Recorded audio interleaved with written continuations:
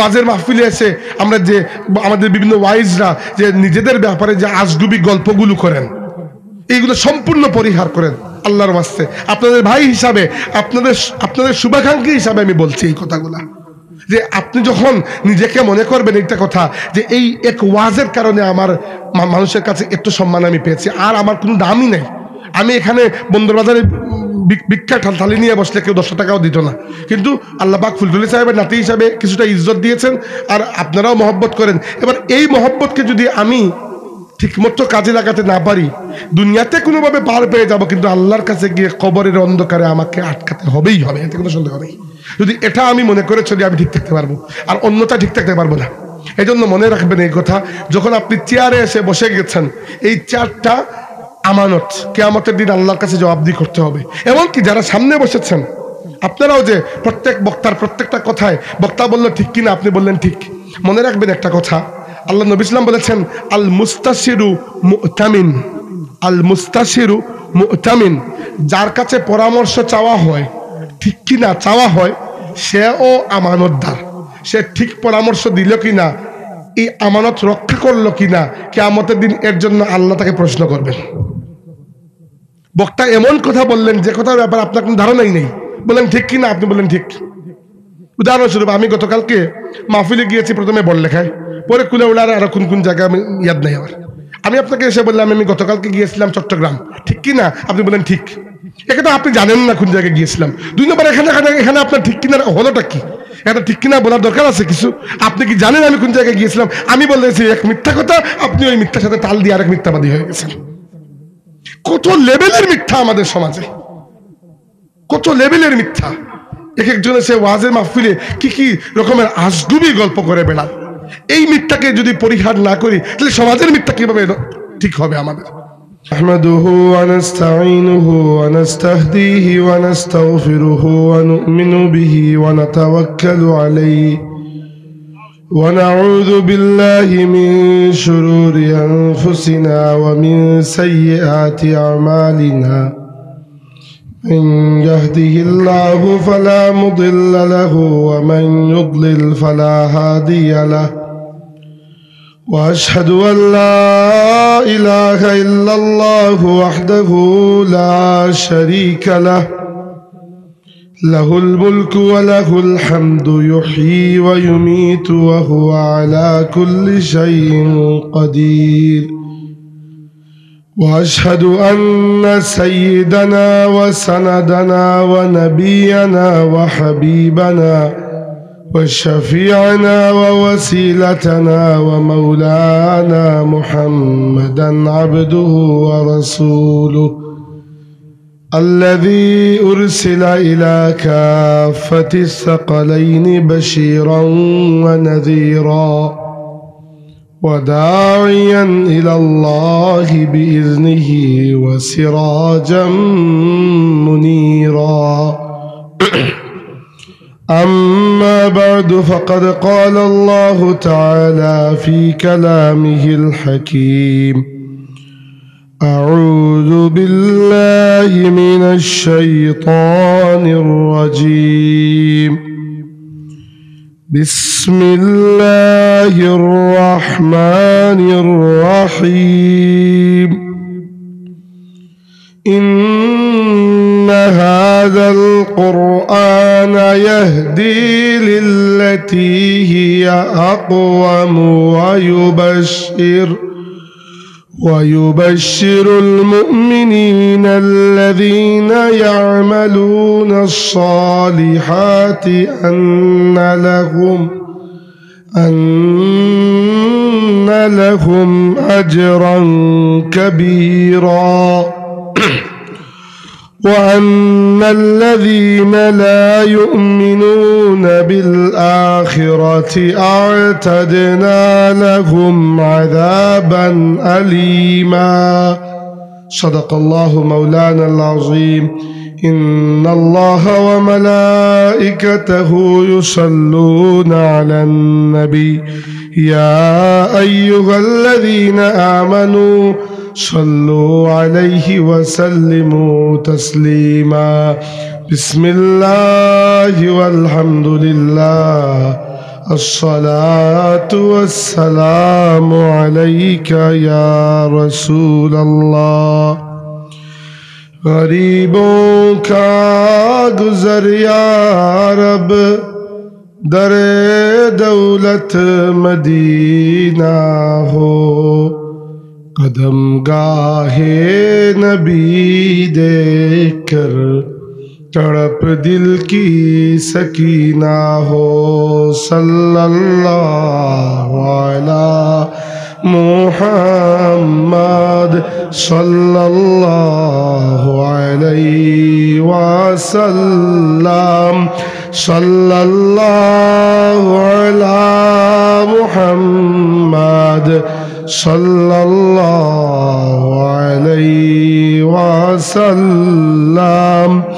میرے آقا میرے مولا بہت دوری سے آیا ہوں نظر مجھ پر کرم کا ہو میرے قسمت اجالا ہو صلی اللہ علیہ محمد صلی اللہ علیہ আলহামদুলিল্লাহ 21শে যুব সংঘ ভাটগাঁওয়ের উদ্যোগে আয়োজিত আল্লামা ফুলতলি সাহেব কিবলা রহমতুল্লাহি আলাইহি আল্লামা বিস্কুটি সাহেব কিবলা রহমতুল্লাহি আলাইহি এবং এলাকার সকল মুমিন মুর্দেগানের ইসালে সওয়াব উপলক্ষে আজকের এই 12তম বার্ষিক ইসলামী সুন্নি সম্মেলনে উপস্থিত সম্মানিত উদ্বোধক জনাব মোহাম্মদ শামসুল আরেফিন কামাল সাহেব, সম্মানিত সভাপতি আলহাজ হাফিজ আনসার উদ্দিন সাহেব, এম জিয়াউর রহমান চৌধুরী সাহেব, এলাকার অন্যান্য মুরব্বিয়ান, প্রিয় যুবক ভাইয়েরা, আমন্ত্রিত ওলামায়ে কেরাম এবং বিশেষ করে এই 21শে যুব সংঘের উদ্যোক্তা ভাইয়েরা, আপনাদের সবাইকে অন্তরের অন্তঃস্থল থেকে আমি মুবারকবাদ জানাই। আর বয়ানের শুরুতেই আল্লাহ রাব্বুল ইজ্জতের শুকর আদায় করি, আল্লাহ পাক আমাদেরকে এই মাহফিলে শরীক হওয়ার তৌফিক দান করেছেন, আলহামদুলিল্লাহ। সম্মানিত হাজিরিন, আমি আমার কণ্ঠের জন্য একটু মাযরাত পেশ করছি আপনাদের কাছে। আসলে আমার রেস্ট নেওয়ার সময় হয় না, বা আমার রেস্ট নেওয়ার সময় হলো গলার রেস্ট নেওয়ার সময় হয় না। এজন্য দেখা যায় গলার অবস্থা প্রায় সময় খারাপ থাকে। তো আমি অনেক কিছু করে দেখেছি, তেমন আর ফায়দা পাই নাই। এরপরে আর আল্লাহ হাফেজ, গলাকে বলে দিয়েছি যেভাবে গলা চলে আর যেভাবে আমি চলি। কারণ যেখানে আপনি কথা দিয়েছেন যাবেন, সেখানে তো যাওয়াই লাগবে। গলা খারাপের জন্য যে যাবেন না এমন তো না। তো এজন্য গলার আওয়াজ একটু খসখসে, আপনারা এটা ক্ষমা করবেন। আর বাকি এত সুন্দর একটা মাহফিল আপনারা সাজিয়েছেন, আপনাদের সবাইকে আমি মোবারকবাদ দিচ্ছি। আর আগামী 1 ঘন্টা আমরা কথা বলবো ইনশাআল্লাহ। যতক্ষণ কথা বলার সুযোগ হয়, আল্লাহ পাক যেন আমাদেরকে উপকারী কথা বলার এবং শোনার তৌফিক দান করেন, আল্লাহুম্মা আমিন। সম্মানিত হাজিরিন, আমরা কোরআনে পাকের যে আয়াত তিলাওয়াত করেছি, সেই আয়াতে আসার আগে প্রথমে আমাদের বাস্তবিক জীবনের সাথে ইতিহাসের একটা সম্পর্ক, সেটা নিয়ে কিছু কথা বলতে চাই। দেখেন, আমাদের নবী সাল্লাল্লাহু আলাইহি ওয়াসাল্লাম যখন দুনিয়ার জমিনে তাশরীফ এনেছেন, তখন আল্লাহ রাব্বুল আলামিন, এখানে দেখে দিই, এখানে অনেকগুলো আছে, বাস আপনি টান দেবেন না, টান দিলে চলে যাবে, আমার দোষ নেই। তখন আল্লাহ রাব্বুল আলামিন এই দুনিয়ার বুকে নিশ্চয়ই একটা জায়গাকে আগে থেকে আল্লাহ তাবারাকা ওয়া তাআলা প্রস্তুত করে রেখেছেন তার নবী সাল্লাল্লাহু আলাইহি ওয়াসাল্লামের আগমনের জায়গা হিসেবে। কারণ আল্লাহর কাছে হঠাৎ করে কোনো কাজ হয় না।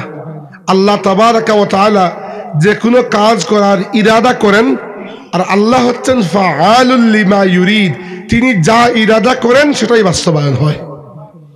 অতএব আমরা এটা নিশ্চিতভাবে বলতে পারি, মক্কার জমিনকে আল্লাহ তাবারাকা ওয়া তাআলা তার হাবিব সাল্লাল্লাহু আলাইহি সাল্লামের আগমনের জায়গা হিসাবে আল্লাহ নিজে পছন্দ করে নিয়েছেন।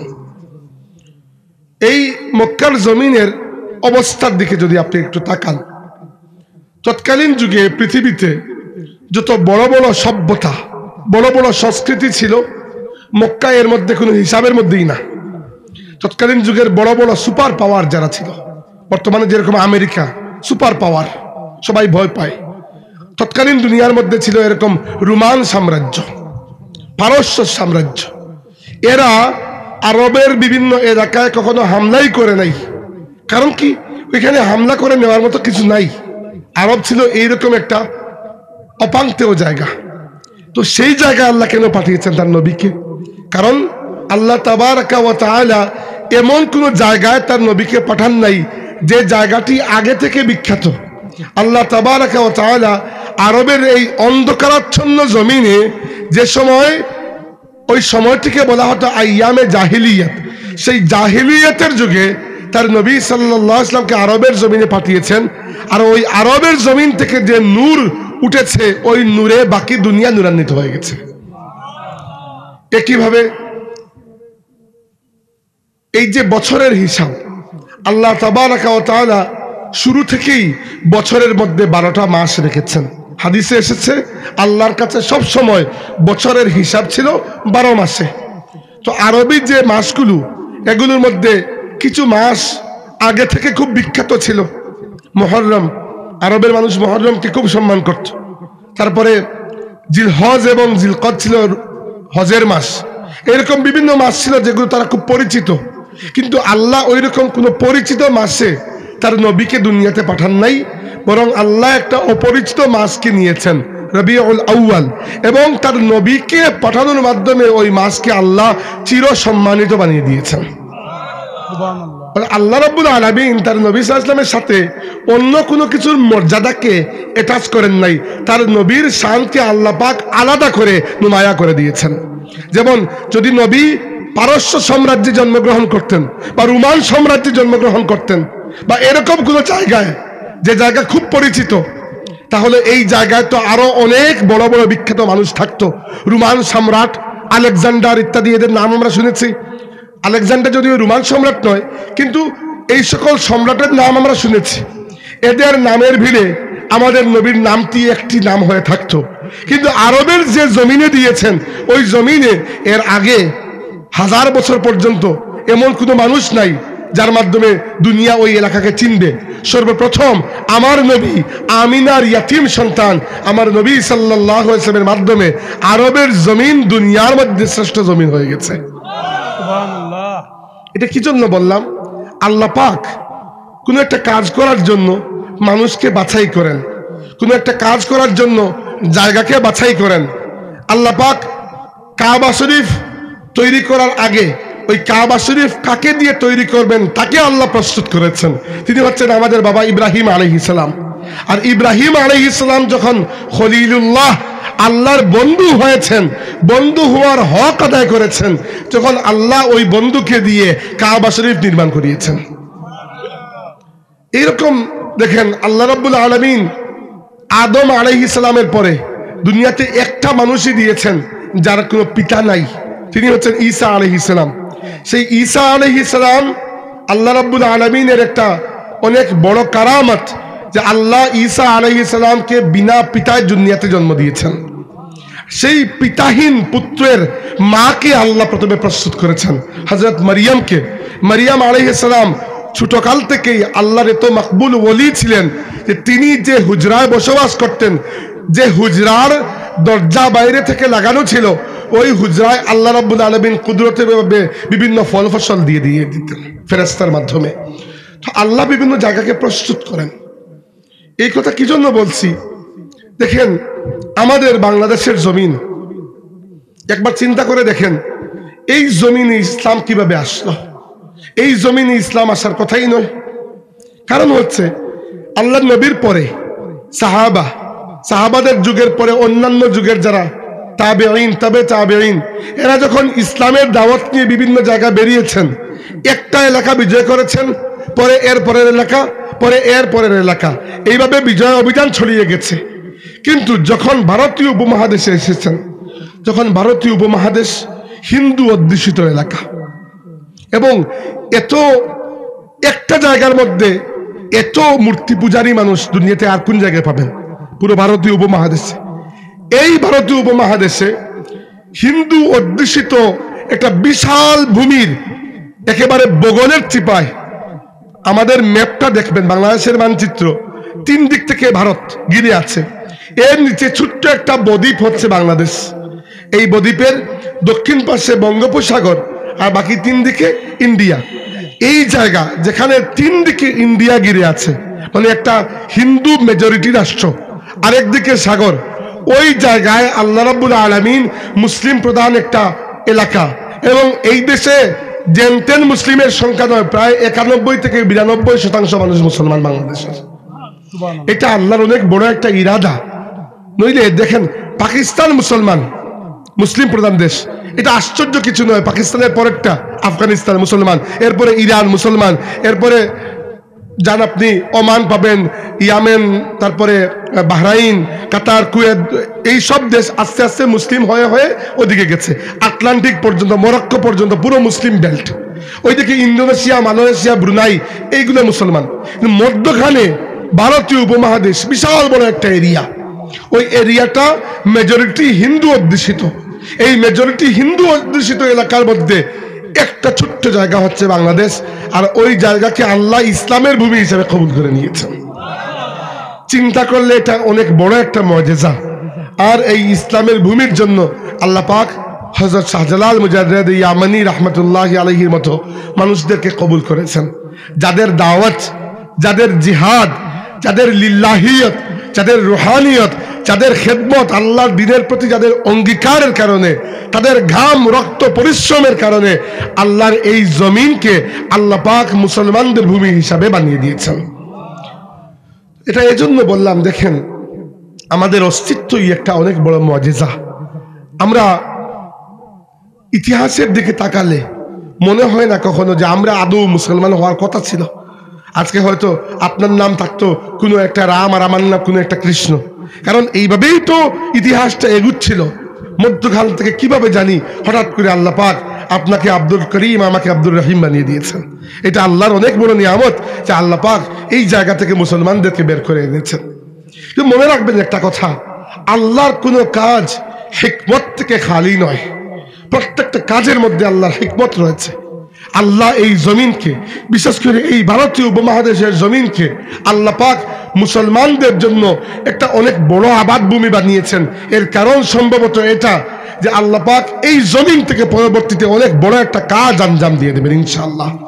আমরা মনে করি, বিশ্বাস করি, এবং আল্লাহর নবী বলেছেন কিয়ামতের আগে যখন দুনিয়াতে ইমাম মাহদী আলাইহিস সালাম আসবেন, ইমাম মাহদী আলাইহিস সালাম, ইমাম মাহদী কে? আল্লাহর রাসূল বলেছেন যে আমার উম্মতের অবস্থা একদিন একদিন করে খারাপ হবে, শুধু খারাপ হবে, শুধু খারাপ হবে। দুনিয়া অন্যায়, অবিচার, অত্যাচারে পরিপূর্ণ হয়ে যাবে। এরপরে আখিরি জামানায় আমার বংশ থেকে, আল্লাহ নবী বলেছেন, আমার বংশ থেকে আমার নামে নাম, আমার বাবার নামে তার বাবার নাম, এরকম একজন মানুষ আসবেন। মানে তার নাম হবে মুহাম্মদ ইবনে আব্দুল্লাহ, এবং তার উপাধি হবে আল মাহদি। তিনি আমার উম্মতের মধ্যেই আসবেন, এবং তিনি দুনিয়াকে এমনভাবে ন্যায় নৈতিকতায় পরিপূর্ণ করবেন যেভাবে দুনিয়া এর আগে অন্যায় অবিচারে পরিপূর্ণ হয়ে গিয়েছিল। আর হাদিসে এসেছে ইমাম মাহদী যখন দুনিয়াতে আসবেন, পূর্ব দিক থেকে ইয়াখরুজু নাসুম মিনাল মাশরিকি ইউআত্তিউনা লিল মাহদী, পূর্ব দিক থেকে মানুষ বের হয়ে যাবে এবং ইমাম মাহদী আলাইহিস ইসলামের হাতে বাইআত করে ইমাম মাহদী আলাইহিস ইসলামের যে খিলাফত দুনিয়াতে প্রতিষ্ঠা করবে। এইটা আরবের মুসলমানরা নয়, বরং প্রাচ্যের পূর্ব দিকের এই উপমহাদেশের মুসলমানরা এখান থেকে যাবে, তারা গিয়ে ইমাম মাহদীর হাতকে শক্তিশালী করে ফেলবে। তো এই যে ভূমি, এই ভূমির প্রতি আমাদের দায়িত্ব আছে। কি জন্য এই কথাগুলো হঠাৎ করে বলছি? মনে হলো এই জন্য যে আমরা দেখেন প্রত্যেকটা বিষয়কে ডিটাচ করে দেই, বিচ্ছিন্ন করে দেই। ওই যে দেখেন 21শে যুব সংঘ, 21, আমি নিশ্চিত এই 21টা এসেছে 21শে ফেব্রুয়ারি থেকে। 21শে ফেব্রুয়ারি আমাদের মাতৃভাষা দিবস, তাই না? এবং আমাদের মাতৃভাষা দিবস নয়, আন্তর্জাতিক মাতৃভাষা দিবস। এই আন্তর্জাতিক মাতৃভাষা দিবসের একটা ইতিহাস রয়েছে। এবং এই মাতৃভাষা দিবসের আন্দোলন হয়েছিল কি জন্য? বাংলাকে পাকিস্তানের অন্যতম রাষ্ট্রভাষা হিসাবে স্বীকৃতি দেওয়ার জন্য। মাতৃভাষা হিসাবে নয়, মাতৃভাষা তো আগেই ছিল। পাকিস্তান সরকার কখনো বলে নাই যে তোমরা উর্দু ভাষায় কথা বলতে হবে, তারা বলেছে রাষ্ট্রভাষা হবে উর্দু। আর বাঙালিরা বলেছেন না, যেহেতু পুরো পাকিস্তানের মধ্যে 56% মানুষ বাংলায় কথা বললেন, মাত্র 8% মানুষ উর্দুতে কথা বলতেন, 56% মানুষের ভাষা ছিল বাংলা। অতএব উর্দুর পাশাপাশি বাংলাকেও একটা রাষ্ট্রভাষা করতে হবে, এটা দাবি ছিল। পাকিস্তান সরকার মানে নাই, বৈষম্যমূলক আচরণ করেছে, নিপীড়ন চালিয়েছে, মানুষ হত্যা করেছে, আমরা জানি তো সবকিছু। এরপরে এই ভাষাটা এসেছে। অনেকেই দেখা যায় বাংলা ভাষার প্রতি একটা চিড়, বাংলা কথা বলবো না, বাংলা ভাষাকে পরিবর্তন করে অন্য কিছু নিয়ে আসা। আমরা মনে করি, অনেকেই এরকম আছেন যে বাংলা মনে হয় হিন্দুদের ভাষা। না, প্রত্যেকটা ভাষা তো আল্লাহই দিয়েছেন। আমরা মনে করি বাংলাদেশ বিষয়ে আমাদের কোনো দায়িত্ব নাই। বেশিরভাগ মানুষ দেখবেন দুনিয়াতে আমরা আমাদের নিজেদের দায়িত্ব বুঝে নেই না। আমরা মনে করি আমাদের এক পা অলরেডি জান্নাতে আমরা রেজিস্টার করে দিয়েছি, খালি মরবো আর জান্নাতে গিয়ে ঢুকবো। কিন্তু দুনিয়াতেও যে আমাদের দায়িত্ব আছে। আপনার কি মনে হয় আল্লাহ রাব্বুল আলামিন কি আপনাকে এই বাংলার জমিনে একজন মুসলমান মা বাবার করে জন্ম দিয়েছেন? এটা কি আল্লাহর ইরাদা নয়? এটা কি লটারিতে এমনিতে হয়ে গেছে যে কাকতালীয় ভাবে? না, প্রত্যেকটা জিনিস আল্লাহর ইরাদায় হয়েছে। আল্লাহ আপনাকে বাংলা ভাষা দিয়েছেন, বাঙালি বানিয়েছেন, বাংলাদেশে জন্ম দিয়েছেন, বাংলাদেশি মা বাবা এবং এরা মুসলমান। তার মানে হচ্ছে এই বাংলাদেশের জন্য এবং বাংলাদেশে আল্লাহর দ্বীনের জন্য আপনার দায়িত্ব আছে, আছে কিনা? আছে।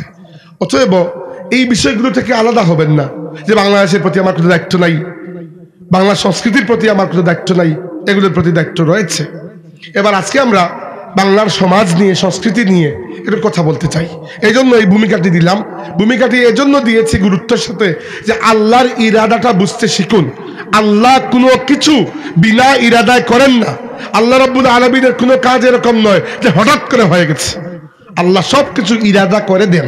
এজন্য এই সমাজে, যে সমাজে আপনি এসেছেন, সেই সমাজের জন্য আল্লাহ আপনাকে বাছাই করে দিয়েছেন। এবার মনে রাখবেন একটা কথা, আল্লাহর রাসূল সাল্লাল্লাহু আলাইহি ওয়াসাল্লাম আরবের সমাজকে কিরকম সংস্কার করেছেন, এভাবে আমরাও আমাদের সমাজগুলোকে সংস্কার করতে চাই। কারণ দেখেন, এই যে ওয়াজ মাহফিল করা, এইগুলোর অর্থ কি আসলে? মানে ওয়াজ মাহফিলের অর্থ যদি থাকে শুধু নাম চমকানো আর একটু এলাকার মধ্যে নাম শহরত হবে, একটু চাঁদা উঠবে, টাকা পয়সা, পরে সবাই মিলে খেয়ে ফেলবো, এই উদ্দেশ্য নিয়ে তো ওয়াজ মাহফিল হয় না। তো ওয়াজ মাহফিলের যদি সমাজে একটা প্রভাব না পড়ে, ওয়াজ মাহফিলের মাধ্যমে সমাজের কল্যাণে যদি আমরা একটা বার্তা দিতে না পারি, তাহলে এত টাকা খরচ করে ওয়াজ মাহফিলের দরকারটা কি আমাকে বলুন? এই জন্য সমাজের কিছু কুসংস্কার রয়েছে, যেগুলোর বিরুদ্ধে একটা অপারেশন আমাদেরকে সবসময় জারি রাখতে হবে। এবং মনে রাখবেন, অপারেশন আর হোমিওপ্যাথি ঔষধের মধ্যে একটা পার্থক্য আছে। হোমিওপ্যাথি ঔষধ খেলে রোগ কমতে অনেক সময় লাগে, কমে কি না কমে আল্লাহ জানে। হোমিওপ্যাথির উপর আমার এমনিতেই খুব বেশি বিশ্বাস নাই। কিন্তু আপনার যখন মারাত্মক রোগ ধরা পড়বে, যে রোগ সার্জারি ছাড়া ভালো হবে না, সেই রোগের জন্য আপনি খালি হোমিওপ্যাথিকের বড়ি খাচ্ছেন, তো লাভ তো হবে না। এই রোগের জন্য সার্জারি করতে হবে। সার্জারি করলে একটু ব্যথা পাওয়া যাবে, একটু রক্ত বের হবে। তাই আজকে আমার দুই একটা কথা শুনে হয়তো কারো কারো একটু মন খারাপ হতে পারে, হয়ে যাক। কিন্তু আমরা সবাই মিলে যদি চেষ্টা করি, আমাদের সমাজের কিছু না কিছু কল্যাণ আমরা করতে পারবো ইনশাআল্লাহ। দেখেন, রাসূল সাল্লাল্লাহু আলাইহি ওয়াসাল্লামের জীবন থেকে আমরা উদাহরণ নেব। আল্লাহর নবী সাল্লাল্লাহু আলাইহি ওয়াসাল্লামের জীবনটা শুরু হয়েছিল ইয়তীম অবস্থায়, একেবারে সূচনা। তিনি জন্মের পরে চোখ খুলে তার বাবাকে কখনো দেখেন নাই। তিনি যখন তার মায়ের পেটে, যখন তার বাবা ইন্তেকাল করেছেন। আমাদের নবী ইসলামের বাবার নাম হচ্ছে আব্দুল্লাহ ইবনে আব্দুল মুত্তালিব, ইন্তেকাল করেছেন। জন্মের 6 বছর পরে আমাদের নবী সাল্লাল্লাহু আলাইহি ওয়াসাল্লাম আবার ইয়তীম হয়েছেন, তার মা আমিনা ইন্তেকাল করেছেন। এরপরে আল্লাহর রাসূলের লালন পালন করার দায়িত্ব তার দাদার হাতে গিয়েছে। মাত্র 2 বছর পরে তার দাদা আব্দুল মুত্তালিব ইন্তেকাল করেছেন।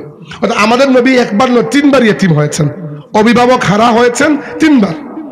এরপরে আমাদের নবীর দায়িত্ব গেছে তার চাচা আবু তালিবের হাতে। আবু তালিব অনেক দরিদ্র ছিলেন, কিন্তু আল্লাহর রাসূলকে খুব বেশি মহব্বত করতেন। এবং আবু তালিবের স্ত্রী ফাতিমা বিনতে আসাদ, আল্লাহর রাসূলের চাচি, তিনিও আল্লাহর নবীকে খুব মহব্বত করতেন। কিন্তু মহব্বত দিয়ে কি হবে? মহব্বত তো করতেন ঠিক আছে, কিন্তু সেই মহব্বতের মধ্যে দারিদ্র তো সময় সময় সে জানান দিত যে আমিও দুনিয়াতে আছি। দারিদ্র থাকলে মহব্বত করলে অনেক চাহিদা মেটানো যায় না। এজন্য আল্লাহর নবী সাল্লাল্লাহু আলাইহি ওয়াসাল্লাম নিজে বলেছেন, আমি কিছু টাকা পয়সার বিনিময়ে মেষ চড়িয়ে দিতাম এবং এই মেষ চড়িয়ে চাচার সংসারে আল্লাহর রাসূল যোগান দিয়ে দিতেন। সমাজ সংস্কারের বিষয়টা আমি পরে আনছি, শুধু কিছু উদাহরণ মাথায় রাখুন। এখন আল্লাহর নবী সাল্লাল্লাহু আলাইহি ওয়াসাল্লাম এরপরে বিয়ে করলেন এবং বিয়ে করলেন আরবের ধনাঢ্য একজন মহিলাকে। তিনি হচ্ছেন খাদিজা বিনতে খুয়াইলিদ রাদিয়াল্লাহু আনহা। তাকে বলা হতো সাইয়্যিদাতু নিসাইল কুরাইশ, কুরাইশদের প্রিন্সেস, রাজকুমারী। ধনে, রূপে, আখলাকে সব দিক থেকে আরবের শ্রেষ্ঠ রমণী, এটা কিন্তু সন্দেহ নাই। তার সাথে বিয়ে হলো এবং প্রথমবার আল্লাহর নবী সাল্লাল্লাহু আলাইহি ওয়াসাল্লামের পরিবারের মধ্যে সম্পদ আসলো খাদিজার মাধ্যমে। এরপরে ওই সম্পদ আল্লাহর নবী সাল্লাল্লাহু আলাইহি ওয়াসাল্লাম ব্যয় করতে লাগলেন মানুষের কল্যাণে। কিন্তু মানুষের কল্যাণে সম্পদ ব্যয় করা সেটা এক বিষয়, কিন্তু সমাজের মধ্যে আসল খারাপ জিনিস বাকি রেখে আপনি খালি টাকা খরচ করে বেড়াচ্ছেন, এটা তো সমাজের কোনো সংস্কার হবে না। আল্লাহর রাসূল চিন্তা করলেন যে এই সমাজের মূল সমস্যা কোন জায়গায়। চিন্তা করলেন যে এই সমাজের মূল সমস্যা হচ্ছে মানুষকে মানুষের কদরটা দিতে চায় না, এটাই হচ্ছে আসল সমস্যা। আর এই সমস্যার কারণ কি? এই সমস্যার কারণ হচ্ছে মানুষ তার অন্য ভাইকে আল্লাহর বান্দা হিসাবে এক বরাবর মনে করে না। আর এই মূর্তি পূজা যে করে, মানুষ নিজের বানানো মূর্তিগুলোর পূজা করে, এইগুলো মানুষের মধ্যে একটা ভেদাভেদ সৃষ্টি করে রেখেছে। এই যে বিষয়টা, যদি সবাই নিজেকে এক আল্লাহর বান্দা মেনে নিত তাহলে এদের মধ্যে আর কোনো পার্থক্য থাকতো না। রাসূল সাল্লাল্লাহু আলাইহি ওয়াসাল্লাম এটাই চিন্তা করতেন বসে বসে। এবং অনেক সময় এরকম হতো, লোকালয় ছেড়ে তিনি চলে যেতেন অনেক দূরের একটা এলাকায়। মক্কা শরীফ থেকে বেশ দূরে একটা পাহাড় ছিল, যে পাহাড়ের বর্তমান নাম হচ্ছে জাবালে নূর। ওই পাহাড়ের মধ্যে একটা গুহা আছে, হেরা গুহা। ওইখানে বসে তিনি চিন্তা করতেন যে এই সমাজকে কিভাবে ঠিক করা যায়। আরবের সমাজের কত সমস্যা চিন্তা করুন। এক নম্বর সমস্যা হচ্ছে যে আরবের মানুষ ইব্রাহিম আলাইহিস সালামের আওলাদ। এই আরবের মক্কা ভূমিতে ইব্রাহিম আলাইহিস সালাম 4.5 থেকে 5,000 বছর আগে কাবা শরীফ নির্মাণ করেছিলেন এক আল্লাহর ইবাদতের ঘর হিসাবে। অথচ এই ইব্রাহিমের আওলাদদের মধ্যে এমন শিরিক প্রবেশ করেছিল যে তারা কাবা শরীফ এবং এর আশেপাশে 360টা মূর্তি সাজিয়ে ওগুলো পূজা করত। এই হচ্ছে প্রধান সমস্যা। 2 নম্বর সমস্যা, মানুষের মধ্যে মানুষকে দাম দেওয়ার প্রবণতা নাই। মানুষকে গোলাম বানিয়ে ফেলতো, মানুষকে বিক্রি করত, একজন আরেকজনকে কিনতো। একজন ছিল মালিক, আরেকজন ছিল কৃতদাস। আরেক সমস্যা হচ্ছে সমাজে ধন ছাড়া, টাকা পয়সা ছাড়া মানুষের কোনো কদর ছিল না। আরেকটা সমস্যা হচ্ছে মানুষের মধ্যে রঙের ভিত্তিতে, এলাকার ভিত্তিতে, জাতীয়তা, গোত্র সবকিছুর ভিত্তিতে একটা পার্থক্য ছিল। প্রচন্ড একটা বৈষম্য সমাজের মধ্যে দেখা যেত। তারপরে নারীদের প্রতি খারাপ আচরণ ছিল। আরবরা নারীদের প্রতি এত খারাপ আচরণ করত। এবং এর সর্বশেষ সীমা হচ্ছে আরবের কোনো গোত্রের নিয়ম ছিল, নারী শিশু জন্ম নিলে এরা জীবন্ত কবর পর্যন্ত দিয়ে দিত। নাউজুবিল্লাহ। তো দেখেন, এই সমাজকে ঠিক করা এটা কি সহজ বিষয়? দেখেন, রাসূল সাল্লাল্লাহু আলাইহি ওয়াসাল্লাম এই সমাজকে ঠিক করার দায়িত্ব নিয়েছিলেন, এই সমাজকে। এবং এই সমাজকে তিনি কতটুকু ঠিক করতে পেরেছিলেন আমি তো বিস্তারিত আর বলবো না, শুধু একটা উদাহরণ বলি। ইংল্যান্ডের একজন বিখ্যাত লেখক আছেন, তার নাম হচ্ছে H.G. ওয়েলস। তিনি ইংল্যান্ডের সাবেক প্রধানমন্ত্রী উইনস্টন চার্চিলের বন্ধু, অনেক বড় একজন লেখক। এবং তিনি ইসলামের কঠোর সমালোচনা করেছেন। ওই লেখক ইসলামের একজন সমালোচক, আল্লাহর রাসূলের সমালোচনা পর্যন্ত করেছেন তিনি। কিন্তু যে জায়গায় তিনি আল্লাহর নবীর বিদায় হজ নিয়ে আলোচনা করেছেন, ওই জায়গায় ওই লেখক বিদায় হজে আল্লাহর রাসূলের একটা খুতবার একটা অংশ তুলে ধরেছেন এবং তুলে ধরে আল্লাহর নবীর ব্যাপারে তার নিজের রায় দিয়েছেন। ওই লেখক বলেছেন যে বিদায় হজের খুতবায় ইসলামের নবী বলেছিলেন, লা ফাদলা লি আরাবিয়্যিন আলা আজমিয়্যিন ওয়ালা লি আজমিয়্যিন আলা আরাবিয়্যিন ওয়ালা লি আহমারা আলা আসওয়াদা ওয়ালা লি আসওয়াদা আলা আহমারা ইল্লা বিত্তাকওয়া কুল্লুকুম বানু আদম ওয়া আদামু খুলিকা মিন তুরাব। আল্লাহ নবী বলেছেন, শুনে রাখো, কোনো কালো ব্যক্তির মর্যাদা নাই কোনো ফর্সা ব্যক্তির উপরে, আর কোনো ফর্সা ব্যক্তিরও আলাদা কোনো মর্যাদা নাই কোনো কালো ব্যক্তির উপরে, কোনো আরবি ব্যক্তির আলাদা কোনো ফজিলত নাই কোনো অনারবি ব্যক্তির উপরে, আর কোনো অনারবি ব্যক্তির আলাদা কোনো মর্যাদা নাই কোনো আরবি ব্যক্তির উপরে। কুল্লুকুম বানু আদম, তোমরা প্রত্যেকেই আদম সন্তান। ও আদামু খুলিকা মিন তুরাব, আর আদমকে আল্লাহ মাটি দিয়ে সৃষ্টি করেছেন। এই কথা বলার পরে ওই লেখক তার নিজের রায় দিয়েছেন, বলেছেন, তার বইয়ের নাম হচ্ছে a concise history of the world. ওই লেখক বলেছেন, আমার তার লাইনটা পর্যন্ত মনে আছে, তিনি বলেছিলেন, although the sermon of human equality, fraternity and freedom were said before also, যদিও মানুষের মধ্যে সমতা, সাম্য, মৈত্রী, ভ্রাতৃত্ব এইগুলোর কথা ওয়াজ নসিহত দুনিয়াতে আরো অনেক মানুষ করেছেন, মুখে তো অনেকেই বলেছেন। এবং তিনি বলেছেন ওই লেখক যে আমি খ্রিস্টান হিসাবে এটাও জানি যে আমার নবী ঈসা আলাইহিস সালাম, জিসাস ক্রাইস্ট, তিনিও এই সকল বিষয়ে ওয়াজ নসিহত করেছেন। পরে লেখক বলেছেন, but it has to be accepted that it was Muhammad who for the first time in the human history established a society on the basis of this principle. কিন্তু আমাকে এই কথা স্বীকার করতে হবে যে মানব ইতিহাসের মধ্যে প্রথম ব্যক্তি হচ্ছেন মুহাম্মদ, যিনি এই সকল কথা খালি মুখে বলেন নাই, এই সকল আদর্শের উপরে একটা সমাজ নির্মাণ করে দুনিয়ার সামনে প্রথম উদাহরণ তিনিই দেখিয়ে গেছেন সাল্লাল্লাহু আলাইহি ওয়াসাল্লাম। তো এই জন্য বললাম আমি যে আমার নবী সাল্লাল্লাহু আলাইহি ওয়াসাল্লামের স্বীকৃতি আমরা দেওয়া লাগবে না। দুশ্মন যে ব্যক্তি আল্লাহর রাসূলের উপর আঘাত আক্রমণ করতে তার কলম ক্ষান্ত দেয় নাই, তার কলম থামে নাই, সেও এক জায়গায় এসে তার মাথা নতুন হয়ে গেছে যে আল্লাহর নবী সাল্লাল্লাহু আলাইহি ওয়াসাল্লাম সেই সমাজকে পেয়েছেন যে সমাজে শুধু ইসলাম কবুল করার জন্য বিলাল রাদিয়াল্লাহু আনহুর গলার মধ্যে তার মালিক উমাইয়া দড়ি বেঁধে রাস্তায় টেনে টেনে নিয়ে যেত, আর রাস্তার মধ্যে বেলালের পিঠ এবং বুক থেকে রক্ত চুপচুপ হয়ে পড়ত। বিলাল রাদিয়াল্লাহু আনহুকে মরুভূমির উত্তপ্ত বালির উপর শুইয়ে উমাইয়া বুকের উপর বিশাল পাথর তুলে দিয়ে বলতো, কুলিল লাতা ওয়াল উজ্জা, বিলাল আল্লাহকে বাদ দেওয়া লাগবে না, ইমান কবুল করেছো, মোহাম্মদকে স্বীকার করেছো, ঠিক আছে, শুধুমাত্র একবার আমাদের দেবদেবীর নাম মুখ দিয়ে বলে না তোমাকে ছেড়ে দেবো। বিলাল রাদিয়াল্লাহু একবার নামটা পর্যন্ত তাদের মুখ দিয়ে বলেন নাই। আর সেই ভূমিতে এই ঘটনা ঘটার 20-21 বছরের পরে যখন আল্লাহর রাসূল মক্কা শরীফ বিজয় করেছেন এবং কাবা শরীফ এবং এর আশেপাশে যত মূর্তি ছিল সবগুলোকে পরিষ্কার করে মক্কাকে আবার ইব্রাহিম আলাইহিস সালামের মিল্লাতের উপর আল্লাহ নবী ফিরিয়ে এনেছেন, তখন রাসূল সাল্লাল্লাহু আলাইহি ওয়াসাল্লাম বিলাল রাদিয়াল্লাহু আনহুকে বলেছেন, বিলাল আজকে তুমি এই কাবা থেকে এমনভাবে আজান দেবে যেভাবে কাবা শরীফ নির্মাণ করার পরে আমাদের বাবা ইব্রাহিম আজান দিয়েছিলেন। বিলাল রাদিয়াল্লাহু আনহুকে আল্লাহর নবী কাবা শরীফের উপরে উঠিয়ে দিয়েছেন। বিলাল ইতিহাসের দ্বিতীয় ব্যক্তি, প্রথম ব্যক্তি ইব্রাহিম আলাইহিস সালাম যিনি কাবা শরীফের উপরে উঠে আজান দিয়েছিলেন, আর দ্বিতীয় এবং একমাত্র ব্যক্তি এ যাবৎ পর্যন্ত যিনি হচ্ছেন বিলাল রাদিয়াল্লাহু আনহু, তিনি কাবা শরীফের উপরে উঠে আজান দিয়েছিলেন ওই দিন। দেখেন ইসলাম কোন জায়গায় সমাজকে পেয়েছে আর কোন জায়গায় নিয়ে এসেছে। এবার এইরকম আদর্শ কথাবার্তা বলতে তো অনেক সুন্দর লাগে। এবার আসলে আমাদের সমাজে দেখেন, আমরা মুসলিম সমাজ, এতে কোনো সন্দেহ নাই, কিন্তু আমার যেটা মনে হয় আমরা পুরোপুরি ইসলামের সংস্কৃতি ধারণ করতে পারি নাই। আমাদের সংস্কৃতির মধ্যে অনেক কিছু রয়ে গেছে যেগুলো হচ্ছে ওই ভারতীয় হিন্দুত্ব সংস্কৃতির একটা ছায়া আমাদের সংস্কৃতির মধ্যে রয়ে গেছে। উদাহরণস্বরূপ আল্লাহ তাবারাকা ওয়া তাআলা কুরআন শরীফে আমাদেরকে স্পষ্ট করে বলেছেন, ইয়া আইয়ুহান নাসু ইন্না খালাকনাকুম মিন যাকারিন ওয়া উনসা ওয়া জাআলনাকুম শুউবান ওয়া ক্বাবাইলা লিতাআরাফু ইন্না আকরামাকুম ইনদাল্লাহি আতকাকুম। আল্লাহ বলেছেন, হে মানব জাতি, হে মুসলমান বলেন নাই, বলেছেন হে মানব জাতি, আমি তোমাদেরকে সৃষ্টি করেছি এক পুরুষ এবং এক নারী থেকে। প্রথম কথা হচ্ছে এইটা। 2 নম্বর, এবং ওয়াজআলনাকুম শুউবান ওয়া ক্বাবাইলা লিতাআরাফু, তোমাদেরকে আমি বিভিন্ন রেস জাতি এবং বিভিন্ন কাবিলা মানে গোত্র গোষ্ঠীতে ভাগ বাটোয়ারা করেছি, লিতাআরাফু যেন একে অন্যের পরিচয়টা জানতে পারো।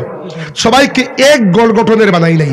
দুনিয়ার সব মানুষ দেখতে উদাহরণস্বরূপ আপনার মতো বা আমার মতো, সবার নাম মার্জান, উদাহরণস্বরূপ সবার চেহারা, কাটিং, ফেস, বাবার নাম, মায়ের নাম সবকিছু সমান, তো দুনিয়ার কোনো সৌন্দর্য থাকতো না।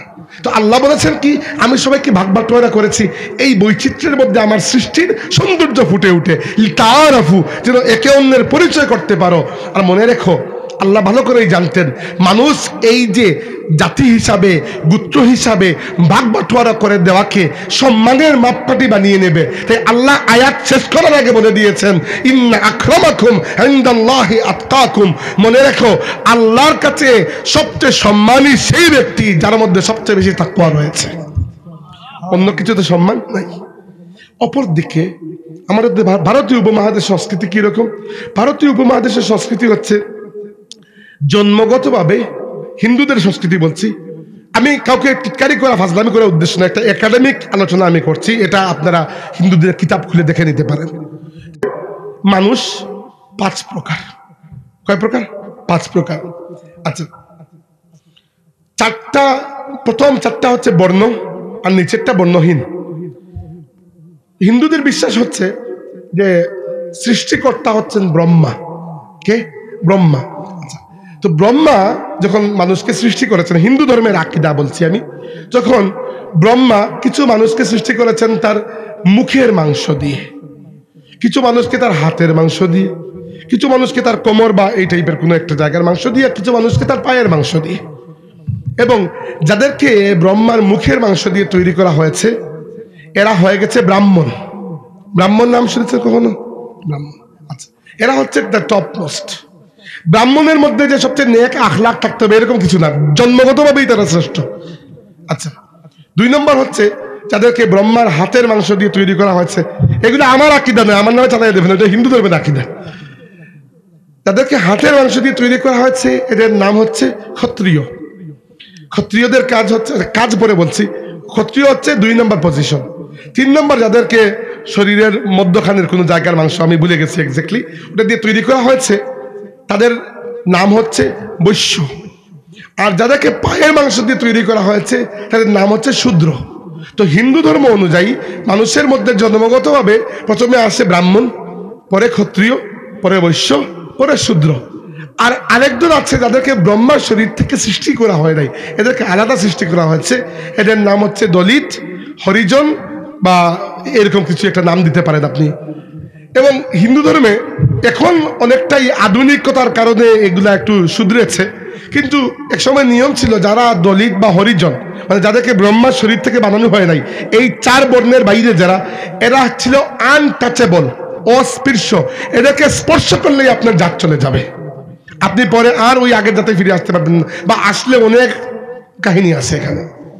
তো দেখেন, এই যে 4টা ক্যাটাগরি, তো হিন্দু ধর্ম অনুযায়ী ব্রাহ্মণের কাজ হচ্ছে পূজা পাঠ করা, ধর্ম অনুশীলন করা, অধ্যয়ন অধ্যাপনা করা।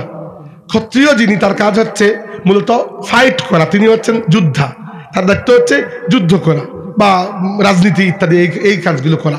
3 নম্বর যারা বৈশ্য, এদের কাজ হচ্ছে মূলত ব্যবসা বাণিজ্য করা বা কৃষি কাজ করা। আর 4 নম্বর যারা শূদ্র, এদের কাজ হচ্ছে উপরের 3 শ্রেণীর খেদমত করা। আচ্ছা, এবার সমস্যাটার জায়গা তৈরি হয়েছে এটা হচ্ছে যে মানুষের মধ্যে একটা পার্থক্য তো সাধারণত এমনিতেই চলে আসে, কিন্তু এই পার্থক্য কিসে হয়? মানুষের যোগ্যতায়, তাই না? দেখেন, এই জায়গার অনেক মানুষ বসে আছেন, কিন্তু এই সব মানুষের মূল্য সবার কাছে সমান নয়। আপনার কাছেও এই সবের মধ্যে কাউ না কাউকে অন্যদের চাইতে ভালো মনে হয়, কিন্তু এগুলো এজন্য না যে তিনি ব্রাহ্মণ, এজন্য যে তার আখলাক ভালো, এজন্য যে তিনি সিনিয়র, তার জ্ঞান রয়েছে বা এইরকম কোনো একটা কোয়ালিটির কারণে। কিন্তু ওদিকে অপরদিকে হিন্দু ধর্মের অবস্থাটা হচ্ছে যে জন্মগতভাবে একজনকে শ্রেষ্ঠ বানিয়ে দেওয়া হয়েছে আর একজনকে নিকৃষ্ট বানিয়ে দেওয়া হয়েছে। এই যে একটা বিষয়, এটা আমাদের মুসলিম সমাজেও প্রকাশ করেছে, এবং আমাদের মুসলিম সমাজেও এইগুলো নিয়ে ভয়ঙ্কর পরিমাণ ভেদাভেদ দেখা যায় কিনা আমাকে বলুন? দেখা যায়। এবার মনে রাখবেন একটা কথা, আল্লাহ তাবারাকা ওয়া তাআলা মানুষকে যে জাতির মধ্যে সৃষ্টি করেছেন, যে গোত্রের মধ্যে সৃষ্টি করেছেন, ওই জাতি বা ওই গোত্রের নাম নিতে কোনো সমস্যা নয়, বরং এটা সুন্নত। রাসূলুল্লাহ সাল্লাল্লাহু আলাইহি ওয়াসাল্লামের নাম মুবারক আমাদের কিতাবের মধ্যে, উদাহরণস্বরূপ সহিহ বুখারী শরীফের মধ্যে যে অধ্যায়ে বদরি সাহাবিদের যারা বদর যুদ্ধে অংশগ্রহণ করেছেন এদের নাম ইমাম বুখারী তালিকাবদ্ধ করেছেন।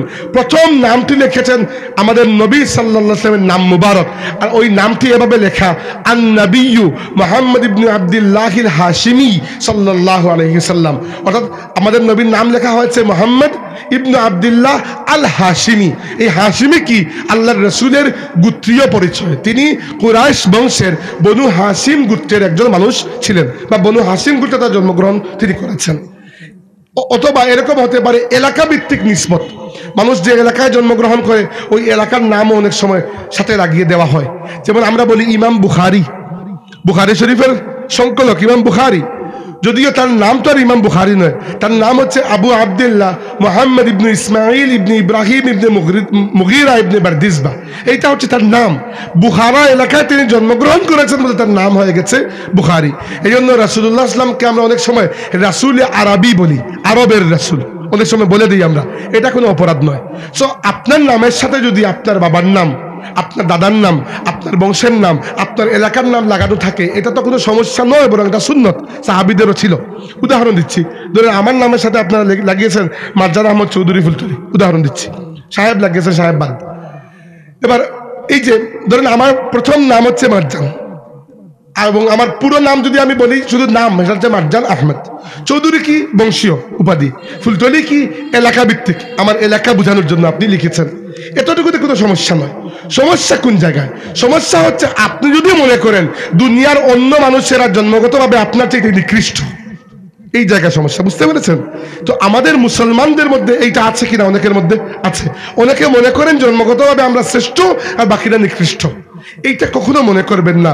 রাসূলুল্লাহ সাল্লাল্লাহু আলাইহি ওয়াসাল্লাম বিদায় হজের খুতবায় নিজে বলেছেন যে আলা কুল্লু শাইইন মিন আমরিল জাহিলিয়াতি তাহতা কাদামাইয়া মাউদু, যে জাহিলি যুগের যত প্রথা আছে, একজন আরেকজন থেকে বড়, একজন আরেকজন থেকে কমজোর, এই যে জাহিলি যুগের যে কৌলিন্য আছে, এইগুলোকে আজকে আমি আমার পায়ের নিচে পিষে ফেললাম। সুবহানাল্লাহ। সেই সমাজে বসে এটা বলা কত বড় একটা কথা। তাই আমাদের সমাজের মধ্য থেকে এই ভেদাভেদ আমাদেরকে দূর করা উচিত কিনা? আপনি নিজেকে নিজের জায়গায় শ্রেষ্ঠ করে তুলুন, এতে কোনো সমস্যা নয়। সমস্যা একটাই, সেটা হচ্ছে মানুষকে নিকৃষ্ট মনে করা। রাসূল সাল্লাল্লাহু আলাইহি ওয়াসাল্লাম বলেছেন লা ইয়াদখুলুল জান্নাতা মান কানা ফি কলবিহি মিসকাল যাররাতিন মিন কিবর, যে ব্যক্তির অন্তরের মধ্যে রাই পরিমাণ, একেবারে দানা পরিমাণ অহংকার রয়েছে, সে জান্নাতে প্রবেশ করবে না। সাহাবীরা ভয় পেয়ে গেলেন, ইয়া রাসূলুল্লাহ, আমরা তো অনেক সময় ভালো কাপড় চোপড় পরে ফেলি, ভালো জুতা, ভালো খাবার খেয়ে ফেলি, এগুলা কি অহংকার? আল্লাহ নবী বলেন না, ইন্নাল্লাহা জামিলুন ইউহিব্বুল জামাল, আল্লাহ নিজে সুন্দর এবং তিনি সৌন্দর্যকে পছন্দ করেন। সুবহানাল্লাহ। তাহলে অহংকার কি? আল্লাহ নবী বলেন অহংকার হচ্ছে দুইটা জিনিসের নাম, একটা হচ্ছে বাতরুল হাক্কি, এটা হচ্ছে গামতুন নাস। বাতরুল হাক্কি হচ্ছে জেনে শুনে সত্যকে অস্বীকার করা। আপনি জানেন আমি যে কথা বলছি হক বলছি, উদাহরণ দিচ্ছি, তবুও আপনি অস্বীকার করছেন, কি জন্য? কারণ তোমার কথা মানলে তুমি আমার থেকে বড় হয়ে যাবে। আছে না এরকম প্রবণতা? অনেক সময় আছে। মদিনার ইহুদিরা, মক্কার মুশরিকরা অনেকেই আল্লাহর নবীকে এমন ভাবে চিনত যে মুহাম্মদ সাল্লাল্লাহু আলাইহি ওয়াসাল্লাম জীবনেও মিথ্যা বলেন না, তবুও মানে না, এর জন্য যে নবীকে মানলে নবী আমার থেকে বড় হয়ে যাবেন। এটাই ছিল তাদের মূল কারণ। বিশেষ করে মক্কার সবচেয়ে বড় জ্ঞানী, ধনী এবং সম্মানী মানুষ ছিল ওয়ালিদ ইবনুল মুগীরা, খালিদ ইবনে ওয়ালিদের বাবা। খালিদ ইবনে ওয়ালিদের বাবা অনেক জ্ঞানী একজন মানুষ, সে ভালো করে বুঝতে পেরেছিল মুহাম্মদ সাল্লাল্লাহু আলাইহি ওয়াসাল্লাম সত্য কথা বলছেন, তবুও সে মানে নাই। এজন্য কারণ তার যে গোত্র, ওয়ালিদ ইবনে মুগীরার যে গোত্র নাম ছিল বনু মাখজুম, আর আল্লাহর নবী সাল্লাল্লাহু আলাইহি ওয়াসাল্লামের যে গোত্র ওটা ছিল বনু হাশিম। এই দুই গোত্রের মধ্যে একটু ঠেলাঠেলি ছিল। ওয়ালিদ ইবনে মুগীরা চিন্তা করেছিল যে আমি যদি মুহাম্মদ সাল্লাল্লাহু আলাইহি ওয়াসাল্লামকে নবী বিশ্বাস করি, তাহলে বনু মাখজুম গোত্রের উপর বনু হাশিম গোত্রের প্রাধান্য হয়ে যাবে। এই জন্য সে আল্লাহর রাসূলের উপর ঈমান আনে নাই। এটা হচ্ছে জেনে শুনে সত্যকে অস্বীকার করা, এটা হচ্ছে অহংকারের প্রথম লক্ষণ। আর দুই নম্বরটা আল্লাহ নবী বলেছেন গামতুন নাস, মানুষকে ছোট করা। এজন্য কখনোই মানুষের মনে কোনো কিছু নিয়ে আঘাত দেওয়ার আগে চিন্তা করবেন একবার যে আপনি মানুষকে যদি ছোট করেন। আল্লাহ নবী সাল্লাল্লাহু আলাইহি ওয়াসাল্লাম জিজ্ঞেস করেছেন সাহাবীদেরকে যে এই তোমরা কি জানো মানিল মুফলিস? মুফলিস কে? মুফলিস হচ্ছে আরবি একটা টার্ম। আল্লাহ নবী জিজ্ঞেস করেছেন যে আতাদরুনা মানিল মুফলিস, তোমরা কি জানো মুফলিস কাকে বলে? সাহাবীরা বলেছেন ইয়া রাসূলুল্লাহ মান লাইসা লাহু দিনারান ওয়ালা দিরহামা। মুফলিস হচ্ছে সেই ব্যক্তি যে এত দরিদ্র যার একটা টাকাও নাই, একটা পয়সাও নাই। আল্লাহ নবী বলেছেন না, সে মুফলিস নয়।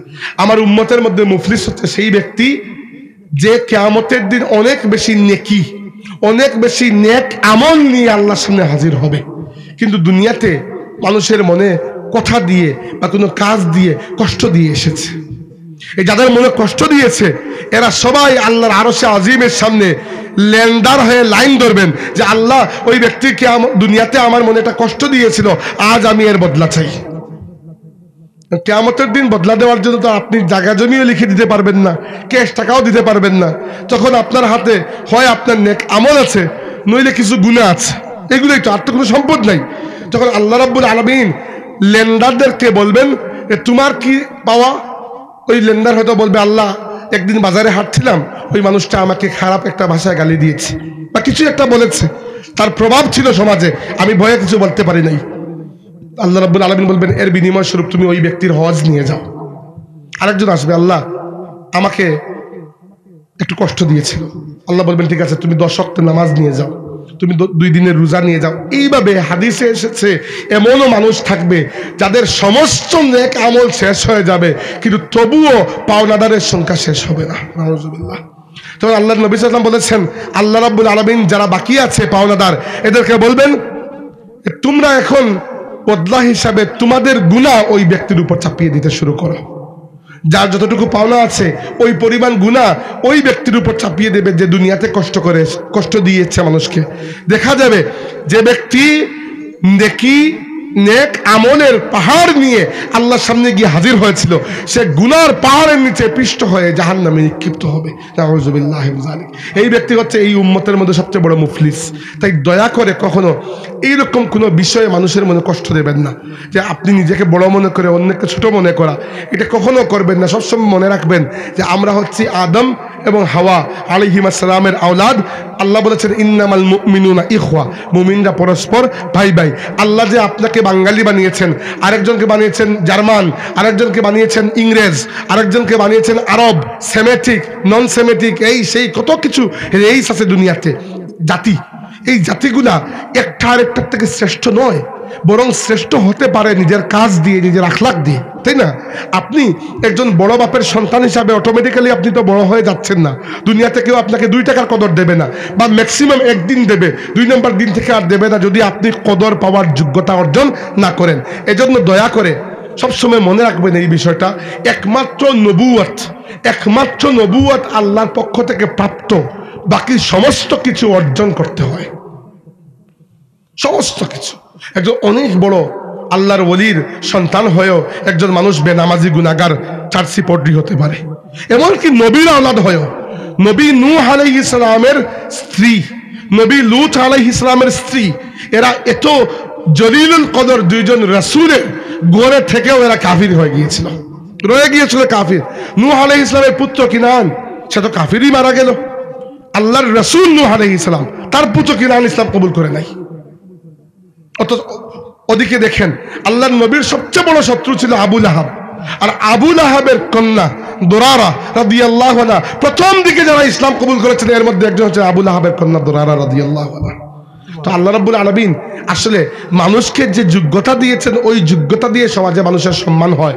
তাই মানুষের সম্মান করার ক্ষেত্রে এই বিষয়টা খেয়াল রাখবেন, কখনোই যেন মানুষকে তার জন্ম নিয়ে, জন্মের জায়গা নিয়ে বা এরকম কোনো কিছু নিয়ে কোনো অপবাদ না দেন, কোনো খুঁচা না মারেন। কারণ ওই কষ্ট যদি তার মনের মধ্যে থেকে যায়, এখন আপনাকে সে কিছু করতে পারবে না, আপনি তো অনেক বড় লোক, কিন্তু কিয়ামতের দিন এমন যেন না হয় এই কষ্টের বিনিময়ে আপনার একটা সাদের হজ বা 10টা রোজা বা এরকম কিছু একটা সে নিয়ে যায়, এরকম যেন না হয়, এর সতর্কতা আমাদের থাকতে হবে।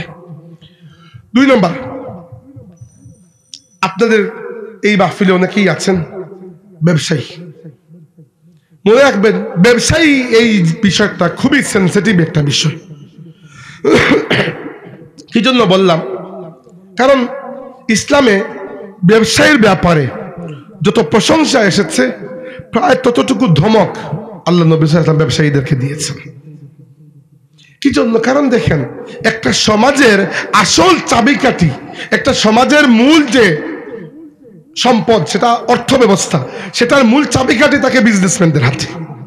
এজন্য রাজনীতিবিদরাও ব্যবসায়ীদেরকে হাতের মধ্যে রাখতে চান, আর ব্যবসায়ীরাও রাজনীতিবিদদেরকে হাতের মধ্যে রাখতে চান, একে অন্যের যেন ফায়দা হয়।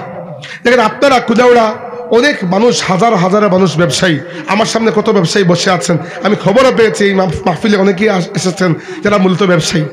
মনে রাখবেন এই কথাটি, রাসূল সাল্লাল্লাহু আলাইহি ওয়াসাল্লাম আমাদেরকে ব্যবসায়ীদের ব্যাপারে জানিয়েছেন, বলেছেন আত্তাজিরু মারজুকুন, ব্যবসায়ী আল্লাহর কাছে এত পছন্দনীয় যে ব্যবসায়ী স্বয়ং আল্লাহর পক্ষ থেকে রিজিক প্রাপ্ত হয়ে যায়। এটা একটা দিক বললাম। 2 নম্বর, আল্লাহ নবী সাল্লাল্লাহু আলাইহি ওয়াসাল্লাম এটাও বলেছেন আমাদেরকে, আত্তাজিরু সাদুকুল আমিন মান নাবিয়িনা ওয়াস সিদ্দিকিনা ওয়াস শুহাদা, যে ব্যবসায়ীরা ন্যায়পরায়ণ, সত্যবাদী এবং আমানতদার, তাদের হাসর হবে আল্লাহর নবী, সিদ্দিক এবং যারা আল্লাহর রাস্তায় শহীদ হয়েছে এই সকল শহীদদের সাথে। একদিকে ব্যবসায়ীদের এই বিষয়টা বুঝতে পেরেছেন, এবার আসুন অন্যদিকে। রাসূল সাল্লাল্লাহু আলাইহি ওয়াসাল্লাম আমাদেরকে ব্যবসায়ীদের ব্যাপারে জানিয়েছেন, বলেছেন ইন্নাত তুজ্জারা ইউবআসুনা ইয়াউমাল কিয়ামাতি ফুজ্জারান, কিছু ব্যবসায়ী বা বেশিরভাগ ব্যবসায়ী কিয়ামতের দিন এমন ভাবে আল্লাহর সামনে দাঁড়াবে যে এরা পাপিষ্ঠ অবস্থায়। ইল্লা মান ইত্তাকাল্লাহা ওয়া বাররা ওয়া সাদাকা, একমাত্র তারা ব্যতীত যারা আল্লাহকে ভয় করেছে, ন্যায়পরায়ণ ব্যবসা করেছে এবং সত্য কথা বলেছে। এরকম ধমক কি জন্য? যে ব্যবসায়ীরা কিয়ামতের দিন পাপিষ্ঠ হয়ে আল্লাহর সামনে দাঁড়াবে। কারণ হচ্ছে ব্যবসায়ীরা সমাজের মানুষকে এমন ভাবে জিম্মি করতে পারেন যেরকম জিম্মি অন্য কোনো মানুষ করতে পারেন না। সেটা কিসের ভিত্তিতে? সেটা হচ্ছে মজুদদারি, কালোবাজারির ভিত্তিতে। ইসলামে মজুদদারি এত বড় হারাম, আল্লাহ নবী সাল্লাল্লাহু আলাইহি ওয়াসাল্লাম বলেছেন আল মুহতাকিরু মালউন, যে ব্যক্তি ইহতিকার করে, যে ব্যক্তি মজুদদারি করে, সেই ব্যক্তির উপর আল্লাহর লানত বর্ষিত হয়। মজুদদারি বিভিন্ন রকমের হয়ে থাকে। আমি আজকে যেটা নিয়ে কথা বলছি সেটা হচ্ছে কৃত্রিম মজুদদারি। ধরেন আপনি একটা মোবাইলের দোকানদার, আপনার মোবাইলের অ্যাক্সেসরিজের দোকান রয়েছে, তো আপনি ঢাকায় যান, প্রত্যেক মাসে মোবাইলের জন্য সামান কিনে নিয়ে আসেন এবং বিক্রি করেন। হঠাৎ করে আপনি চিন্তা করে দিলেন যে আমি এখন আর মোবাইলের আমার যে পার্টসগুলো আছে এগুলো আর বিক্রি করবো না, বন্ধ করে দিলেন ব্যবসা। অথবা আপনার কাছে স্টক আছে তবুও আপনি বিক্রি করতে রাজি নয়। তাতে সমাজের খুব বেশি পার্থক্য হবে না, কারণ মোবাইলের অ্যাক্সেসরিজ যদি 2 দিনে মানুষ না কিনে কেউ তার মারা যাচ্ছে না। কিন্তু ধরেন একটা বিষয়, আপনার এলাকায়, এই বৃহত্তর কুলাউড়া এলাকায় বা আপনাদের এই যে বাজার, এই বাজারে 2টা চালের দোকান আছে, যেখানে চাল, ডাল, তেল, পেঁয়াজ, নিত্য প্রয়োজনীয় খাদ্য, বিশেষ করে খাদ্যের দোকান 2টা আছে। এবার এই 2 জন ব্যবসায়ী হঠাৎ করে তাদের মধ্যে একটা সিন্ডিকেট হয়ে গেল, একটা পরামর্শ করলেন, করে তারা বললেন যে আমরা আগামী 1 সপ্তাহ আর কোনো তেল, চাল, ডাল, পেঁয়াজ এগুলো বিক্রি করবো না। বলবো নাই, শেষ হয়ে গেছে, বিক্রি বন্ধ করে দিয়ে দিলেন এবং স্টক আছে তবুও বিক্রি করছেন না। এবার এই সময়ের মধ্যে কি হবে জানেন? এই সময়ের মধ্যে যেহেতু বিক্রি হচ্ছে না, পড়ে যাবে আকাল এবং সাথে সাথে খবর রটিয়ে যাবে যে এই জিনিসগুলো বাজার থেকে উধাও হয়ে গেছে, নাই, এবং ওই জিনিসগুলোর দাম বেড়ে যাবে। যেটার দাম ছিল 50 টাকা সেটার দাম হয়ে যাবে 250 টাকা। এই যে মধ্যখানে মানুষ কষ্ট পেল, দামটা বেড়ে গেল, এরপর ওই 2 জন ব্যবসায়ী ওই বেশি দামে ওই খাবারটা বিক্রি করবেন। এই যে কৃত্রিম একটা সংকট তৈরি করে মুসলমানদেরকে কষ্ট দেওয়া হলো, বিশেষ করে তাদের খাদ্যের ব্যাপারে। আল্লাহ নবী সাল্লাল্লাহু আলাইহি ওয়াসাল্লাম বলেছেন, মান ইহতাকারা আলাল মুসলিমি তুআমান দারাবাহুল্লাহু বিল জুজামি ওয়াল ইফলাস, যে ব্যবসায়ী মুসলমানদের খাদ্যদ্রব্য মজুত করে আটকে রেখে মুসলমানদেরকে কষ্ট দেয়, আল্লাহ পাক ওই ব্যক্তির প্রতি কুষ্ঠরোগ এবং চিরস্থায়ী দারিদ্র্যকে তার নসিবের মধ্যে লিখে দেবেন। বুঝতে পেরেছেন বিষয়টা? এজন্য আমি সতর্ক করলাম, রমজান মাস আসলেই আমাদের সমাজে, আমাদের বাজারগুলোতে ব্যবসায়ীদের মধ্যে সিন্ডিকেট, এবং এমন শক্ত সিন্ডিকেট যেগুলো সরকারও ভাঙতে পারে না, এবং এর মাধ্যমে খাদ্যের দাম দর বাড়িয়ে দেওয়া হয়। প্রত্যেক বছর রমজানে বাংলাদেশে খাদ্যের দাম বাড়িয়ে দেওয়া হয়, এটা উচিত নয়। যদি নর্মালি খাদ্যের যোগান কম থাকে দাম বাড়ে, এতে আপনার কিছু করার নেই, কারণ এটা হচ্ছে ফ্রি মার্কেট, বাজারটা খোলা বাজার। কিন্তু যদি কৃত্রিমভাবে সিন্ডিকেট করে মুসলমানদেরকে কষ্ট দিয়ে তাদের নিত্য প্রয়োজনীয় খাদ্যকে আপনি আটকে রেখে দাম বাড়িয়ে কষ্ট দেন, আল্লাহ নবী বলেছেন দরাবাহুল্লাহু বিল জুজামি ওয়াল ইফলাস, আল্লাহ পাক ওই ব্যবসায়ীদের উপর কুষ্ঠরোগ এবং ইফলাস, মুফলিসি, দারিদ্র, চিরস্থায়ী কাঙ্গালি দারিদ্রকে আল্লাহ পাক ওর নসিবের মধ্যে লিখে দেবেন। নাউজুবিল্লাহ। জি জি, অবশ্যই অবশ্যই।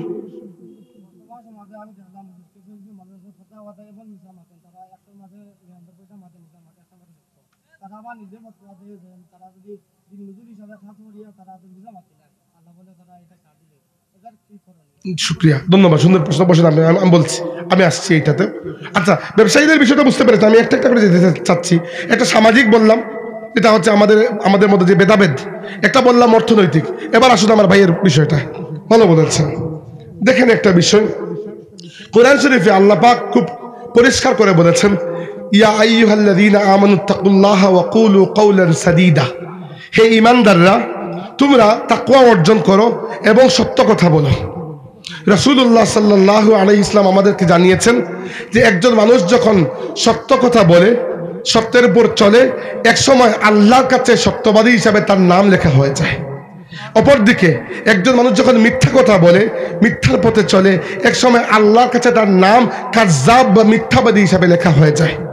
রাসূল সাল্লাল্লাহু আলাইহি ওয়াসাল্লাম বলেছেন মুনাফিকের আলামত হচ্ছে চারটা। কয়টা? চারটা আলামত। একটা হচ্ছে ইজা হাদ্দাসা কাযিবা, যখনই কথা বলে মিথ্যা কথা বলে। দুই নম্বরটা হচ্ছে ওয়া ইজা ওয়াদা আখলাফা, যখন কোনো ওয়াদা করে ওয়াদা ভঙ্গ করে। ওয়া ইজা খাসামা ফাজারা, যখন তর্ক লাগলেই বিশ্রী ভাষায় গালাগাল করে। তর্ক হতে পারে সাধারণ, কিন্তু গালাগাল করে ফেলে। আর পরেরটা হচ্ছে ওয়া ইজা তুমিনা খানা, যখন কোনো আমানত রাখা হয়, টাকা পয়সা হোক আর কথার আমানত হোক, বিশ্বাসের আমানত হোক, সেই ওই আমানতকে ভঙ্গ করে। এই যে আলামতগুলো, এগুলো হচ্ছে স্পষ্ট মুনাফিকের আলামত। যতক্ষণ একটাও আলামত ওই ব্যক্তির মধ্যে থাকবে, ওই ব্যক্তির মধ্যে 4 ভাগের 1 ভাগ মুনাফিকি রয়ে গেছে। এই বললাম কোরআন হাদিসের কথা। এবার আসুন আরেকটা বিষয়, মিথ্যা কথা বলা। মিথ্যার বিভিন্ন ধরন আছে, মিথ্যার বিভিন্ন হুকুমও রয়েছে। ইন জেনারেল মিথ্যার ব্যাপারে হুকুম হচ্ছে ইসলামে সর্বাবস্থায় মিথ্যা কথা হারাম, এটা কোনো সন্দেহ নাই। আল্লাহ রাব্বুল আলামিন আমাদেরকে মিথ্যাবাদী হতে নিষেধ করেছেন। এবার কোনো জায়গায় মিথ্যা কথাকে অথবা তাউরিয়া, ডাবল মিনিং কথাবার্তা বলাকে জায়েজ করা হয়েছে। ডাবল মিনিং কথাবার্তা আর মিথ্যার মধ্যে পার্থক্য আছে। ডাবল মিনিং কথাবার্তা কোন জায়গায় জায়েজ? যুদ্ধের ময়দানে। যুদ্ধের ময়দানে আপনাকে কেউ একজন জিজ্ঞেস করলো আপনি কোন জায়গা থেকে এসেছেন, আপনি এসেছেন সিলেট থেকে, কিন্তু আপনি বলতে চাচ্ছেন না, আপনি বললেন আমি পূর্ব দিক থেকে এসেছি। কথাটা এখন মিথ্যাও নয়, আর তাকে জানান দিলেন না যে কোন জায়গা থেকে এক্স্যাক্টলি এসেছেন। এইভাবে মিথ্যা বলা হয় যে কোনো মানুষ যদি এমন অবস্থায় পড়ে যায় যেখানে তার নিজের জীবনটা বিপন্ন হয়ে গেছে এবং কি জীবন বাঁচানোর জন্য তাকে একটা মিথ্যা কথা বলতেই হবে, তাহলে ওই অবস্থা তার জন্য বলাটা জায়েজ রয়েছে। এবং কি জীবন বাঁচানোর জন্য সে যদি আল্লাহ তাবারাকা ওয়া তাআলার ব্যাপারে কোনো কথা বলে দেয় যেগুলো কুফরি কথা, কুরআন শরীফে আল্লাহ রাব্বুল আলামিন আয়াত নাযিল করে বলেছেন যে তার অন্তর যদি ওয়াকালবুহু মুতমাইন্নুন বিল ঈমান, অন্তর যদি ঈমানের উপর টিকে থাকে তাহলে জীবন বাঁচানোর জন্য সে কোনো কুফরি কথা বলাও তার জন্য জায়েজ আছে। যেভাবে জীবন বাঁচানোর জন্য হারাম খাবার খাওয়া জায়েজ আছে, সেভাবে জীবন যদি বিপন্ন হয়ে যায় তাহলে জায়েজ আছে। 2 নম্বর, কোনো কথা যদি আপনি লুকিয়ে ফেলেন আর ওই লুকিয়ে ফেলার কারণে মানুষের সম্পর্ক টিকে যায়, স্বামী স্ত্রীর মধ্যে ঝগড়া লেগেছে, একটা বিষয় আপনি জানেন যেটা বললে এদের মধ্যে সম্পর্ক আরো খারাপ হতে পারে, তালাক হয়ে যেতে পারে। তালাক হচ্ছে আল্লাহর কাছে সবচেয়ে অপছন্দনীয় কাজ। এখন তাদের সংসারকে বাঁচানোর জন্য আপনি কথাটা লুকিয়ে ফেললেন, বললেন না, এটাও জায়েজ আছে। এইরকম ডায়ার নেসেসিটি ছাড়া অন্য কোনো ব্যাপারে মিথ্যা বলার অনুমতি ইসলাম দেয় নাই। মিথ্যার মধ্যে আমি বললাম বিভিন্ন রকমের প্রকার আছে। একটা হচ্ছে নিজে মিথ্যা কথা বলা, একটা হচ্ছে মানুষের ব্যাপারে মিথ্যা কথা বলা। নিজে মিথ্যা কথা বলার ব্যাপারে তো কোনো সন্দেহ নাই, এটা নিশ্চিতভাবে হারাম। যদি আপনি মিথ্যা কথা বলেন তাহলে মনে হবে আপনার মধ্যে মুনাফিকের আলামতগুলোর মধ্যে একটা আলামত রয়েছে। আমাদের সমাজে দেখা যায় মাঝে মধ্যে এর থেকে আমরা বাড়িয়ে চলে যাই, মানুষের ব্যাপারে মিথ্যা অপবাদ দিয়ে দিই। আছে না আমাদের সমাজে? ধরেন একজন মানুষ একটা অপরাধ করলো, আপনি অপরাধটা দেখলেন, দেখে তাকে শুধরে না দিয়ে, তাকে না বলে তার অনুপস্থিতিতে অন্য ভাইয়ের সামনে গিয়ে আপনার কথা বলছেন, এটাকে বলা হয় গীবত। কি বলা হয়? গীবত। এবং কোরআন শরীফে আল্লাহ বলেছেন ওয়ালা ইয়াগতাব বা'দুকুম বা'দা, একে অন্যের দোষ খুঁজে একে অন্যের কাছে লাগিয়ে বেরিও না, একে অন্যের চুগলখুরি করো না। গীবত হারাম, গীবত কবিরা গুনাহ। আল্লাহ বলেছেন আইয়ুহিব্বু আহাদুকুম আন ইয়াকুলা লাহমা আখিহি মাইতাম ফাকারিহতুমু, তোমরা কি পছন্দ করো তোমাদের মৃত ভাইয়ের গোশত ভক্ষণ করতে? তোমরা তো অপছন্দ করবে। তার মানে যে ব্যক্তি গীবত করে সে যেন তার মৃত ভাইয়ের গোশত ভক্ষণ করে ফেললো, নাউজুবিল্লাহ। কিন্তু গীবত হচ্ছে কোনটা? গীবত হচ্ছে সত্য কথা গিয়ে অন্যের কাছে লাগানো। আপনাকে আমি আসলেই দেখেছি আপনি একটা দুষ্ট কাজ করেছেন, আমি গিয়ে অন্যের কাছে বলে দিয়েছি, ওইটা হচ্ছে গীবত। কিন্তু মিথ্যাচার, অপবাদ, বুহতান, এটা হচ্ছে যে মানুষটা একটা কাজ করে নাই, আপনি খামোখা বানিয়ে বানিয়ে ওই মানুষটাকে বদনাম করার জন্য অন্যের কাছে গিয়ে বলে দিচ্ছেন। আছে না আমাদের সমাজে এই মিথ্যাচার? এটাকে বলা হয় বুহতান। এটা এত ভয়ঙ্কর অপরাধ। বিশেষ করে আমি জানি বেশিরভাগ মানুষের মধ্যে এই বিষয়টা থাকে, অন্যের কাছে ভালো হওয়ার জন্য, অন্যের কাছে সাধু সাজার জন্য, অন্যের কাছে একটু বেশি দাম পাওয়ার জন্য একজন মুসলমান আরেকজন মুসলমানের নামে বানিয়ে বানিয়ে গিয়ে কথা অন্যের কাছে লাগিয়ে দেয়, মিথ্যা কথা। আল্লাহর রাসূল বলেছেন মান ক্বালা ফি মুসলিমিন মা লাইসা ফিহি আসকানাহুল্লাহু রাদগাতাল খাবালি হাত্তা ইয়াখরুজা বিম্মা ক্বালা। যখন কোনো ব্যক্তি কোনো মুসলমানের ব্যাপারে কোনো মিথ্যা অপবাদ দিল, এমন মিথ্যা কথা বলল যে কাজটা ওই মুসলমান করে নাই, আল্লাহ পাক কিয়ামতের ময়দানে ওই ব্যক্তিকে রাদগাতুল খাবাল, যেখানে জাহান্নামীদের রক্ত এবং পুঁজ গিয়ে এক জায়গায় জমা হবে, আল্লাহ ওইখানে চুবিয়ে রাখবেন এবং বলবেন যে কথা দুনিয়াতে বলেছিলে ওই কথা প্রত্যাহার করে এখান থেকে বের হতে হবে। এই হচ্ছে আমাদের সমাজের একটা বাস্তবতা, যে আমাদের সমাজে মানুষ মানুষের নামে একেবারে ধারণার ভিত্তিতে, একেবারে আন্দাজ ধারণার ভিত্তিতে কথা বলে। আমি মাঝে মধ্যে অনলাইনে দেখি হযরত ফুলতুলি সাহেব কিবলা রাহমাতুল্লাহি আলাইহির মাসলাক নিয়ে, তার পরিবার নিয়ে, পরিবারের বিভিন্ন সদস্য নিয়ে মানুষ যে একেবারে ধারণার ভিত্তিতে কথা বলে, দেখে মাঝে মধ্যে হাসিও উঠে। এরা এইগুলো পায় কোন জায়গায়? অথচ একবার ফুলতুলিতে আসলেই আপনি দেখতে পারবেন এখানে কি চলছে না চলছে। এখন এটা সবার ক্ষেত্রে ঘটে। আপনিও মাঝে মাঝে শুনে অবাক হবেন যে আপনার কোনো একজন পরিচিত মানুষ অন্য এক পরিচিত মানুষের ব্যাপারে আপনার কাছে কি বলেছেন। তো আমি নিজে শুনেছি এরকম আমার নিজের ব্যাপারে এমন এমন কথা, যে কথাগুলো সত্য হয়ে গেলে এখন অনেক বরং ভালোই হতো। এগুলো একেবারে হুদা কথা মানুষ মানুষের নামে বানিয়ে বানিয়ে অন্যের কাছে লাগিয়ে দেয়। তো এইটা করা এত বড় অপরাধ, কিয়ামতের ময়দানে ওই ব্যক্তিকে আল্লাহ জাহান্নামীদের পূজের মধ্যে চিবিয়ে রাখবেন। অনেকের শুধু খারাপ লাগতে পারে এইগুলা, আমি তো আগেই বলেছি আমি সার্জারি করতে বসেছি যখন একটু রক্তপাত তো হবেই। এরপরে আমাদের সমাজ তো এর থেকেও নিকৃষ্ট হয়ে গেছে, মানুষের নামে বানিয়ে আমি আপনার কাছে আর আপনি আমার কাছে মিথ্যা কথা বললেন অমুক ভাইয়ের নামে, তাও তো বুঝলাম সামাজিকভাবে একজন মানুষ বদনাম হয়ে গেল। আমরা তো এরকম এগিয়ে গেছি মানুষকে কষ্ট দেওয়ার জন্য, মানুষকে প্রতিহিংসা করে এবং প্রতিশোধ পরায়ণ হতে গিয়ে মানুষ মানুষের নামে মিথ্যা মামলা করে দেয় না? আছে না মানুষ? রাজনৈতিকভাবে মিথ্যা মামলার উদাহরণ বাংলাদেশে চাইতে বেশি কোন জায়গায় পাবেন? প্রত্যেক সরকারের আমলে একে অন্যের নামে মিথ্যা মামলা করা হয়। রাসূলুল্লাহ সাল্লাল্লাহু আলাইহি ওয়াসাল্লাম বলেছেন মান খাসামা ফি বাতিলিন ওয়া হুয়া ইয়ালামুহু লা ইয়াজাল সাখাতুল্লাহি হাত্তা ইয়ানজিআ আনহু। যে ব্যক্তি জেনে শুনে কিন্তু মানুষের ব্যাপারে মিথ্যা মামলা দিল, মিথ্যা বিচার দিল, আল্লাহ রাব্বুল আলামিনের রাগ, আল্লাহর গজব ওই ব্যক্তিকে ততক্ষণ পর্যন্ত চতুর্দিক থেকে ঘিরে রাখবে যতক্ষণ না সে ওই মিথ্যা মামলা প্রত্যাহার করেছে। এবার যে ব্যক্তি মিথ্যা মামলা দিল, মামলাটি প্রত্যাহার না করে মারা গেল, তার জন্য আর জান্নাতের যাওয়ার কোনো সুবিধা আছে? কারণ সে তো আল্লাহকে রাগান্বিত রেখে দুনিয়া থেকে বিদায় নিয়েছে। এই সবগুলো হচ্ছে মিথ্যার উদাহরণ। সবচেয়ে কমজোর, সবচেয়ে ছোট মিথ্যা হচ্ছে নিজে মিথ্যা বলা। আপনি আমাকে জিজ্ঞেস করলেন ভাই কোন জায়গা থেকে এসেছেন, আমি এসেছি সিলেট থেকে, আমি খাওয়া বললাম না ঢাকা থেকে এসেছি। এটা হচ্ছে ব্যক্তিগত জীবনে মিথ্যা বলা, এটা হারাম, কবিরা গুনাহ, এটা কোনো সন্দেহ নাই। এটা হচ্ছে উম্মুল খাবাইস, প্রত্যেক নিকৃষ্ট কাজের মা হচ্ছে এই মিথ্যা। এর থেকে বড় মিথ্যাচার হচ্ছে অন্যের নামে মিথ্যা বলা, একজন আরেকজনের নামে বুহতান অপবাদ দেওয়া, মিথ্যা অপবাদ দেওয়া। এর থেকে বড় অপরাধ হচ্ছে আরেকজনের নামে মিথ্যা মামলা দিয়ে তার জীবনটাকে অরক্ষিত করে ফেলা। এই সবই আমাদের সমাজে চলে। এবার বলেন আমরা মুসলিম সমাজ হিসাবে যে গর্ব করি, মুসলিম সমাজের কি বাকি রইল আমাদের সমাজে? দিন মজুরকে আল্লাহ মিথ্যা বললে ধরবেন না, এটা আপনার কোন জায়গায় পেয়েছেন? দয়া করে সত্য কথা বলে দেখুন, সত্যের মধ্যে যে শক্তি রয়েছে সেই শক্তি একজন সত্যবাদী ছাড়া অন্য কেউ উপলব্ধি করতে পারে না। কেন? আমি আপনাকে প্র্যাকটিক্যাল উদাহরণ বলি। মিথ্যা কথা বললে সেই মিথ্যাকে ঠিক মতো ফিট করার জন্য আপনাকে একটা নয়, একটার পরে আরো 19টা কথা বলে 20টা পর্যন্ত শেষ করতে হবে।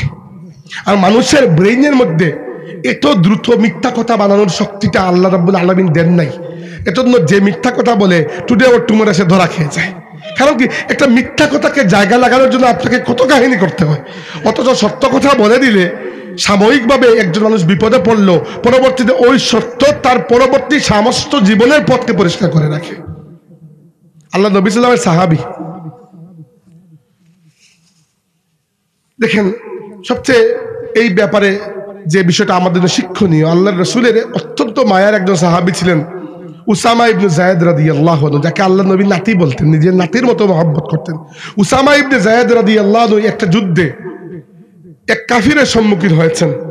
ওই কাফির, তিনি ওই কাফিরকে আঘাত করার জন্য তরবারি যেই মাত্র উঁচিয়েছেন, ওই কাফির কালিমা পড়ে ফেলেছে। কিন্তু কালিমা পড়লেও তিনি আঘাত করে ফেলেছেন, তার আঘাতে ওই ব্যক্তি মারা গেছে। ওই খবর যখন আল্লাহ নবীর কাছে এসেছে, যখন রাসূল সাল্লাল্লাহু আলাইহি ওয়াসাল্লাম জিজ্ঞেস করেছেন, উসামা তুমি কিভাবে ওই ব্যক্তিকে কালিমা পড়ার পরেও আঘাত করেছো? উসামা ইবনে যায়েদের সুযোগ ছিল, তিনি বলতে পারতেন ইয়া রাসূলুল্লাহ কালিমা সে পড়ে নাই, খামোখা কথা। কিন্তু তিনি চিন্তা করেছেন আল্লাহ নবীর সামনে মিথ্যা বলবো না। তিনি বলেছেন ইয়া রাসূলুল্লাহ, সারা জীবন বলেছেন যে আল্লাহ রাব্বুল আলামিন আমার তাওবা কবুল করে কুরআন শরীফের আয়াত নাযিল করে দিয়েছেন। আর এত বড় সম্মান আমি পেয়েছি একমাত্র একটা কারণে, আল্লাহর রাসূল রাগ করবেন যেন আমি মিথ্যা বলি নাই, আমি সত্য কথা বলেছিলাম। কারণ মিথ্যা বললে আপনি কতক্ষণ বলতে পারবেন মিথ্যা? একটা মিথ্যাকে লুকানোর জন্য আরেকটা মিথ্যা, ওই মিথ্যাকে লুকানোর জন্য আরেকটা মিথ্যা। তো এই জন্য মিথ্যা কথা বলা এই অভ্যাসটা করবেন না। আমি নিজে আপনাদেরকে খুব জোর দিয়ে বলছি না, হ্যাঁ আমরাও যে সবাই সদা সত্য কথা বলি এরকম না, কিন্তু আমাদের জন্য আমরা একে অন্যের জন্য উসওয়া বা আদর্শ নয়, আমাদের আদর্শ হচ্ছে আমাদের নবী সাল্লাল্লাহু আলাইহি ওয়াসাল্লাম। আমরা সবাই নবীর সুন্নাত পালন করতে চাই, তাই না? নবীর সুন্নাত, নবীর সুন্নাত, নবীর সুন্নাত কি? শুধু দাড়ি রাখা, শুধু পাগড়ি পরা, শুধু মিসওয়াক করা, শুধু আতর লাগানো, শুধু সুরমা লাগানো? আল্লাহর রাসূলের জীবনের সবচেয়ে বড় সুন্নাত ছিল, সবচেয়ে দায়ী সুন্নাত ছিল 63 বছরের মানবিক জিন্দেগিতে আল্লাহর রাসূল একটা বার, একটা মুহূর্তের জন্য একটাও মিথ্যা কথা বলেন নাই। সুবহানাল্লাহ। উম্মত হওয়ার জন্য এই সুন্নতের উপর আমল করা জরুরি। সম্মানিত হাজিরিন, আমি দীর্ঘ সময় নিয়ে ফেললাম, আর লম্বা করছি না। আমরা 3টা বিষয় নিয়ে কথা বললাম, এগুলো এখন সামাপ্ত করে 1 মিনিটের মধ্যে শেষ করবো, 1 ঘন্টা হয়ে গেছে। প্রথমে আসুন, আমরা কি বললাম যে আমাদের সমাজকে আমাদের সংস্কার করতে হবে, নইলে এই সকল ওয়াজ মাহফিলের কোনো মূল্য নাই। সমাজকে সংস্কার করার জন্য প্রথমে মনে করতে হবে আমরা প্রত্যেকেই আদমের সন্তান, এবং আদমের সন্তানের মধ্যে জন্মগতভাবে কোনো ভেদাভেদ নাই। ভেদাভেদ হবে ওই দিক থেকে যার মধ্যে তাকওয়া বেশি, তার সম্মানও আল্লাহর কাছে বেশি। এই জন্য কখনোই মানুষকে আপনার চাইতে ছোট মনে করবেন না। হ্যাঁ, আপনি গর্বের সাথে আপনার পিতার পরিচয় দিবেন যে আমার পিতা অমুক। এমনকি আল্লাহর রাসূল বলেছেন, যে ব্যক্তি নিজের পিতার পরিচয়কে গোপন করে, নিজের বংশের পরিচয়কে গোপন করে অন্য বংশের পরিচয় দিয়ে দেয়, আল্লাহ ওই ব্যক্তির প্রতি লানত করেন। নিজের পরিচয় লুকানো যাবে না। আমি গর্ব করে বলি আমি ফুলতলি সাহেবের নাতি, এটা আমার জন্য গর্বের বিষয়। কারণ কি, আমার দাদা একজন ভালো মানুষ ছিলেন। তো আপনারও আত্মীয় স্বজন, আপনার যদি পূর্বপুরুষ একজন ভালো মানুষ থেকে থাকেন, আপনি বলতে পারেন 100 বার আপনি ভালো মানুষ হয়ে যান, যেন আপনার নাতি আপনার নামে গর্ব করতে পারে। তাহলে সমাজকে ঠিক করার জন্য প্রথম হাতিয়ার হচ্ছে এই যে ভেদাভেদটা, যেটা হিন্দুদের মধ্য থেকে আমাদের উপমহাদেশের মুসলমানদের মধ্যে এসেছে, এই ভেদাভেদটা খতম করতে হবে। মনে রাখবেন, আপনি বড় হতে পারেন, এতে কোনো সমস্যা নাই, কিন্তু অন্য যে আপনার থেকে নিকৃষ্ট এটা আপনি কখনো বলতে পারেন না। 2 নম্বর বিষয় হচ্ছে ব্যবসায়ীদের কথা বললাম যে আপনারা এত সম্মানী যে কিয়ামতের দিন আপনাদের হাসর হবে আল্লাহর রাসূলের সাথে। শুধুমাত্র একটা বিষয়, আপনাকে সত্য কথা বলতে হবে, সৎ ব্যবসা করতে হবে। যদি সৎ ব্যবসা না করেন, বিশেষ করে কালোবাজারি মজুদদারি করেন, তাহলে আল্লাহ দুনিয়া এবং আখেরাতে আপনাকে এমন দারিদ্র্য দেবেন যে দারিদ্র্য দুনিয়াতেও আপনাকে ভুগাবে, আখেরাতেও আপনি কোনো কল্যাণ পাবেন না। 3 নম্বর বললাম মিথ্যার ব্যাপারে, যে আমাদের সমাজে নানান পদের নানান জাতের মিথ্যা রয়েছে। একটা হচ্ছে ব্যক্তিগত পর্যায়ে মিথ্যা বলা, আরেকটা হচ্ছে মানুষের নামে মিথ্যা অপবাদ দেওয়া, আরেকটা হচ্ছে মিথ্যা মামলা দেওয়া। এই সকল মিথ্যাচার থেকে আমাদেরকে বেঁচে থাকতে হবে। আর আরেকটা বিষয় না বললেই নয়, ওয়াজের মাহফিলে এসেও যদি মিথ্যা কথা বলা লাগে, ওয়াজের মাহফিলে ওয়াজে উঠেও যদি সারাদিন আন্দাজে খালি মিথ্যা কথা বলা লাগে, কত ওয়াইজ বাংলাদেশে আমরা দেখি ওয়াজের মাহফিলে উঠার পর থেকে আন্দাজি মিথ্যা বানোয়াট গল্প বলে বেড়ায়। যদি এরকম ওয়াজের মাহফিলকে আমরা নষ্ট করে ফেলি তাহলে আর কিছু বাকি থাকলো না। তাহলে মানুষের কাছে হেদায়ত পৌঁছানোর শেষ জরিয়াটাকেও আমরা নষ্ট করে ফেললাম। মনে রাখবেন একটা কথা, যেটা আমার ব্যক্তিগত কথা, এটা কোনো কিতাবের কথা না, আমার ব্যক্তিগত কথা বলছি। আমি 7 বছর থেকে ওয়াজ করছি, এটা কোনো জায়গায় রেকর্ড করানোর জন্য আমি বলছি না, আপনাদেরকে ভাই হিসাবে বলছি। আমি জানি যে এক জায়গায় ওয়াজে যাওয়ার পরে মানুষ আমাকে কি পরিমাণ সম্মান করেন, মানুষ আমাকে রিসিভ করেন, ঘরে নিয়ে বসান, খাওয়া দাওয়া করান, হাদিয়া দেন, মানুষ আমাকে গালিতে তুলে বিদায় দেন, মানুষ আমাকে চুকের মনি হিসাবে দেখেন, এরকম মহব্বত করেন। এত কিছুর পরও, এত ইহসান পাওয়ার পরও যদি চেয়ারে বসে যে 1 ঘন্টা আমি কথা বললাম, ওই 1 ঘন্টা যদি আমি আল্লাহ এবং রাসূলের কথা পৌঁছাতে না পারি, তাহলে এই যে খেয়ানতটা আমি করলাম, এর জন্য আল্লাহর কাছে আমি বিশ্বাস করি কিয়ামতের দিন জবাবদিহি করতেই হবে। এই যে 1 ঘন্টা আমি বসেছি, বা যিনি 2 ঘন্টা বসার, তিনি 2 ঘন্টা বসেছেন, ওই 2টা ঘন্টাকে আমানত মনে করুন। আল্লাহর কসম করে বলছি, সমাজ পাল্টে যাবে। ওয়াজের মাহফিলকে যে কমেডি বানিয়েছি, ওয়াজের মাহফিলকে যে নাটকের মঞ্চ বানিয়ে দিয়েছি, ওয়াজের মাহফিলকে যে গানের মঞ্চ বানিয়ে দিয়েছি, ওয়াজের মাহফিলকে যে আমরা আন্দাজি লাইলি মজনুর প্রেমের কাহিনীর গল্প বানিয়ে দিয়েছি, কি জন্য? আপনি আল্লাহর শরীয়ত নিয়ে, আল্লাহর কিতাব, আল্লাহর রাসূলের জীবন নিয়ে, সমাজের সংস্কার নিয়ে, শরীয়তের বিভিন্ন জরুরি মাসলা মাসাইল নিয়ে, আকীদার বিভিন্ন বিষয় নিয়ে কথা বলুন। মানুষের মধ্যে এখনো দিনদারি, অনেক ইলমের অভাব রয়েছে, অনেকের মধ্যে নামাজটাও এখনো শুদ্ধ হয় নাই। আর আমরা এসে এখানে যদি এই আজগুবি গল্প বলে সময় কাটাই, তাহলে তো হবে না। এইটা মিথ্যার নামান্তর। ওয়াজের মাহফিলে এসে আমরা যে আমাদের বিভিন্ন ওয়াইজরা যে নিজেদের ব্যাপারে যে আজগুবি গল্পগুলো করেন, এইগুলো সম্পূর্ণ পরিহার করেন আল্লাহর ওয়াস্তে। আপনাদের ভাই হিসাবে, আপনাদের শুভাকাঙ্ক্ষী হিসাবে আমি বলছি এই কথাগুলা, যে আপনি যখন নিজেকে মনে করবেন একটা কথা, যে এই এক ওয়াজের কারণে আমার মানুষের কাছে একটু সম্মান আমি পেয়েছি, আর আমার কোনো দামই নেই। আমি এখানে বন্দরবাজারে ভিক্ষা থালি নিয়ে বসলে কেউ 10 টাকাও দিত না, কিন্তু আল্লাহ পাক ফুলতলি সাহেবের নাতি হিসাবে কিছুটা ইজ্জত দিয়েছেন, আর আপনারাও মহব্বত করেন। এবার এই মহব্বতকে যদি আমি ঠিকমতো কাজে লাগাতে না পারি, দুনিয়াতে কোনোভাবে পার পেয়ে যাব, কিন্তু আল্লাহর কাছে গিয়ে কবরের অন্ধকারে আমাকে আটকাতে হবেই হবে, এতে কোনো সন্দেহ নেই। যদি এটা আমি মনে করে চলি, আমি ঠিক থাকতে পারবো, আর অন্যটা ঠিক থাকতে পারবো না। এই জন্য মনে রাখবেন এই কথা, যখন আপনি চেয়ারে এসে বসে গেছেন, এই চেয়ারটা আমানত, কিয়ামতের দিন আল্লাহর কাছে জবাবদিহি করতে হবে। এমনকি যারা সামনে বসেছেন, আপনারাও যে প্রত্যেক বক্তার প্রত্যেকটা কথায় বক্তা বলল ঠিক কিনা, আপনি বললেন ঠিক, মনে রাখবেন একটা কথা, আল্লাহ নবী সাল্লাল্লাহু আলাইহি ওয়াসাল্লাম বলেছেন, আল মুস্তাশিরু মুতামিন, আল মুস্তাশিরু মুতামিন, যার কাছে পরামর্শ চাওয়া হয়, ঠিক কিনা চাওয়া হয়, সেও আমানতদার। সে ঠিক পরামর্শ দিল কিনা, এই আমানত রক্ষা করলো কিনা, কিয়ামতের দিন এর জন্য আল্লাহ তাকে প্রশ্ন করবেন। বক্তা এমন কথা বললেন যে কথার ব্যাপারে আপনার কোনো ধারণাই নেই, বললেন ঠিক কিনা, আপনি বললেন ঠিক। উদাহরণস্বরূপ, আমি গতকালকে মাহফিলে গিয়েছি, প্রথমে বড়লেখায়, পরে কুলাউড়ার আরো কোন কোন জায়গায় আমি ইয়াদ নাই আমার। আমি আপনাকে এসে বললাম আমি গতকালকে গিয়েছিলাম চট্টগ্রাম, ঠিক কিনা, আপনি বললেন ঠিক। একে তো আপনি জানেন না কোন জায়গায় গিয়েছিলাম। 2 নম্বর, এখানে আপনার ঠিক কিনা হলোটা কি? এটা ঠিক কিনা বলার দরকার আছে কিছু? আপনি কি জানেন আমি কোন জায়গায় গিয়েছিলাম? আমি বলেছি এক মিথ্যা কথা, আপনি ওই মিথ্যার সাথে তাল দিয়ে আরেক মিথ্যাবাদী হয়ে গেছেন। কত লেভেলের মিথ্যা আমাদের সমাজে, কত লেভেলের মিথ্যা। এক একজন এসে ওয়াজের মাহফিলে কি কি রকমের আজগুবি গল্প করে বেড়ান। এই মিথ্যাকে যদি পরিহার না করি, তাহলে সমাজের মিথ্যা কিভাবে ঠিক হবে আমাদের? তো এই কথাগুলা বললে যদি কেউ রাগ করেন, আলহামদুলিল্লাহ, আমি চাই রাগ করবেন। রাগ না করলে আর বলার অর্থ কি? রাগ করবেন এবং আমরা শুধরাবো। আপনি আমার ইসলাহ করবেন, আমি আপনার ইসলাহ করব। আল্লাহর কসম করে বলছি, আমি নিজেকে মাসুম মনে করে কথা বলছি না। 1000টা লক্ষটা গুনাহ দোষ আমার মধ্যেও আছে, আমি আপনার ইসলাহ করছি, আপনিও আমার ইসলাহ করুন। একে অন্যের ইসলাহ করেও তো এই সমাজ ঠিক হবে, তাহলে কিভাবে ঠিক হবে বাবাকে বলুন? তাই দয়া করে মিথ্যাকে সর্বতভাবে আমাদের পরিহার করতে হবে। বিশেষ করে মানুষের উপর মিথ্যা অপবাদ চাপানো, মানুষের উপর মিথ্যা মামলা দেওয়া, মানুষের ব্যাপারে মিথ্যা কথা সমাজে অসম্মান করার জন্য মিথ্যা ছড়ানো, ওয়াজের মাহফিলে এসে মিথ্যা কথাবার্তা বলা, আল্লাহর রাসূলের নামে বানোয়াট বানিয়ে বানিয়ে হাদিস বলে দেয়। রাসূল সাল্লাল্লাহু আলাইহি ওয়াসাল্লাম বলেছেন, মান ক্বালা ফি, রাসূল সাল্লাল্লাহু আলাইহি ওয়াসাল্লাম বলেছেন, মান কাযিবা আলাইয়া মুতাআম্মিদান ফালিয়াতাবাওয়া মাকালাহু মিনান নার, যে ব্যক্তি আমার ব্যাপারে ইচ্ছাকৃতভাবে কোনো মিথ্যা কথা বলল, সে জানি জাহান্নামে তার নিজের জায়গা নিজে প্রস্তুত করে রাখে। নাউযুবিল্লাহ। অথচ নবী বলেছেন বলে কত কাহিনী বলা হয়। রাসূলুল্লাহ সাল্লাল্লাহু আলাইহি ওয়াসাল্লামের সাথে জড়িত কত কাহিনী আমি জীবনে ওয়াজে শুনেছি, যেগুলো দুনিয়ার কোনো জায়গায় পাওয়া যায় না।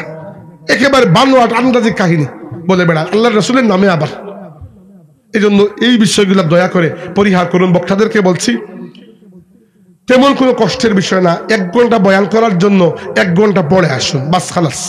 যা পড়বেন তা লিখে নিয়ে আসুন। আপনারা প্রায় সময় ভিডিওতে যারা আমাকে মাঝে মধ্যে দেখেন, দেখবেন আমি বক্তৃতার সময় আমার মোবাইলের দিকে তাকাই। কি জন্য তাকাই? কারণ আমি লিখে নিয়ে আসি। কোন কথা বলবো, এই মেহনতটা আমি সবসময় করি। সবগুলো হাদিস যে আমার মুখস্থ এরকম তো না, আমি লিখে নিয়ে আসি। কারণ কি, আমি চাই যে না আমি কোনো আলতু ফালতু কথা না বলি। এই চাওয়াটা থাকলেই যথেষ্ট। আল্লাহ আপনাকে সাহায্য করবেন। আল্লাহ পাক আমাদের এই মাহফিলকে কবুল করুন। ওয়া আখিরু দাওয়ানা আনিল হামদুলিল্লাহি রাব্বিল আলামিন। দুরূদ শরীফ পড়ে আমরা সংক্ষিপ্ত একটা দোয়া করে বিদায় নিচ্ছি, দেরি হয়ে গেছে। সাল্লাল্লাহু আলা সাইয়্যিদিনা ওয়া মাওলানা মুহাম্মদ ওয়া আলা আলিহি ওয়া আসহাবিহি ওয়া সাল্লাম।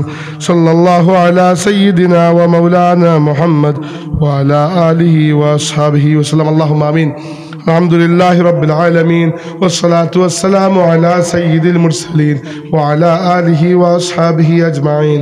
ربنا تقبل منا إنك أنت السميع العليم وتب علينا يا مولانا إنك أنت التواب الرحيم.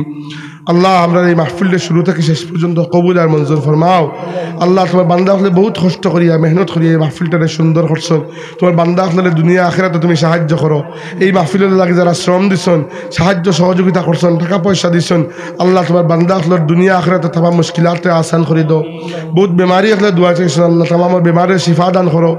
অভাবী হলের অভাবরে দূর করে দাও। বেরোজগারি হলে লাগে হালাল রিজিকের দরজা খুলি দাও মৌলা। আল্লাহ আমরা বারবার হারামাইন শরীফ হইনার মকবুল জিয়ারত নসিব করো। আল্লাহ খাস করে এই এলাকার প্রতি রহম করো। এই মাহফিলের ওসিলায় এই এলাকার तमाम মুর্দেগানকে তুমি মাফ করে দাও মওলা। আল্লাহ আমরার মাঝে বহুত মানুষ আছেন পারিবারিকভাবে বহুত মুসিবতের সম্মুখীন। আল্লাহ তুমি মুসিবত দাতা আখলারে মুসিবত থেকে উদ্ধার করো। রব্বানা আলাইকা তাওয়াক্কালনা ওয়া ইলাইকা নাবনা ওয়া ইলাইকাল মাসির বিফadli সুবহান রাব্বিকা রাব্বিল ইজ্জাতি আম্মা ইয়াসিফুন ওয়া সালামুন আলাল মুরসালিন ওয়া আলহামদুলিল্লাহি রাব্বিল আলামিন। আমিন।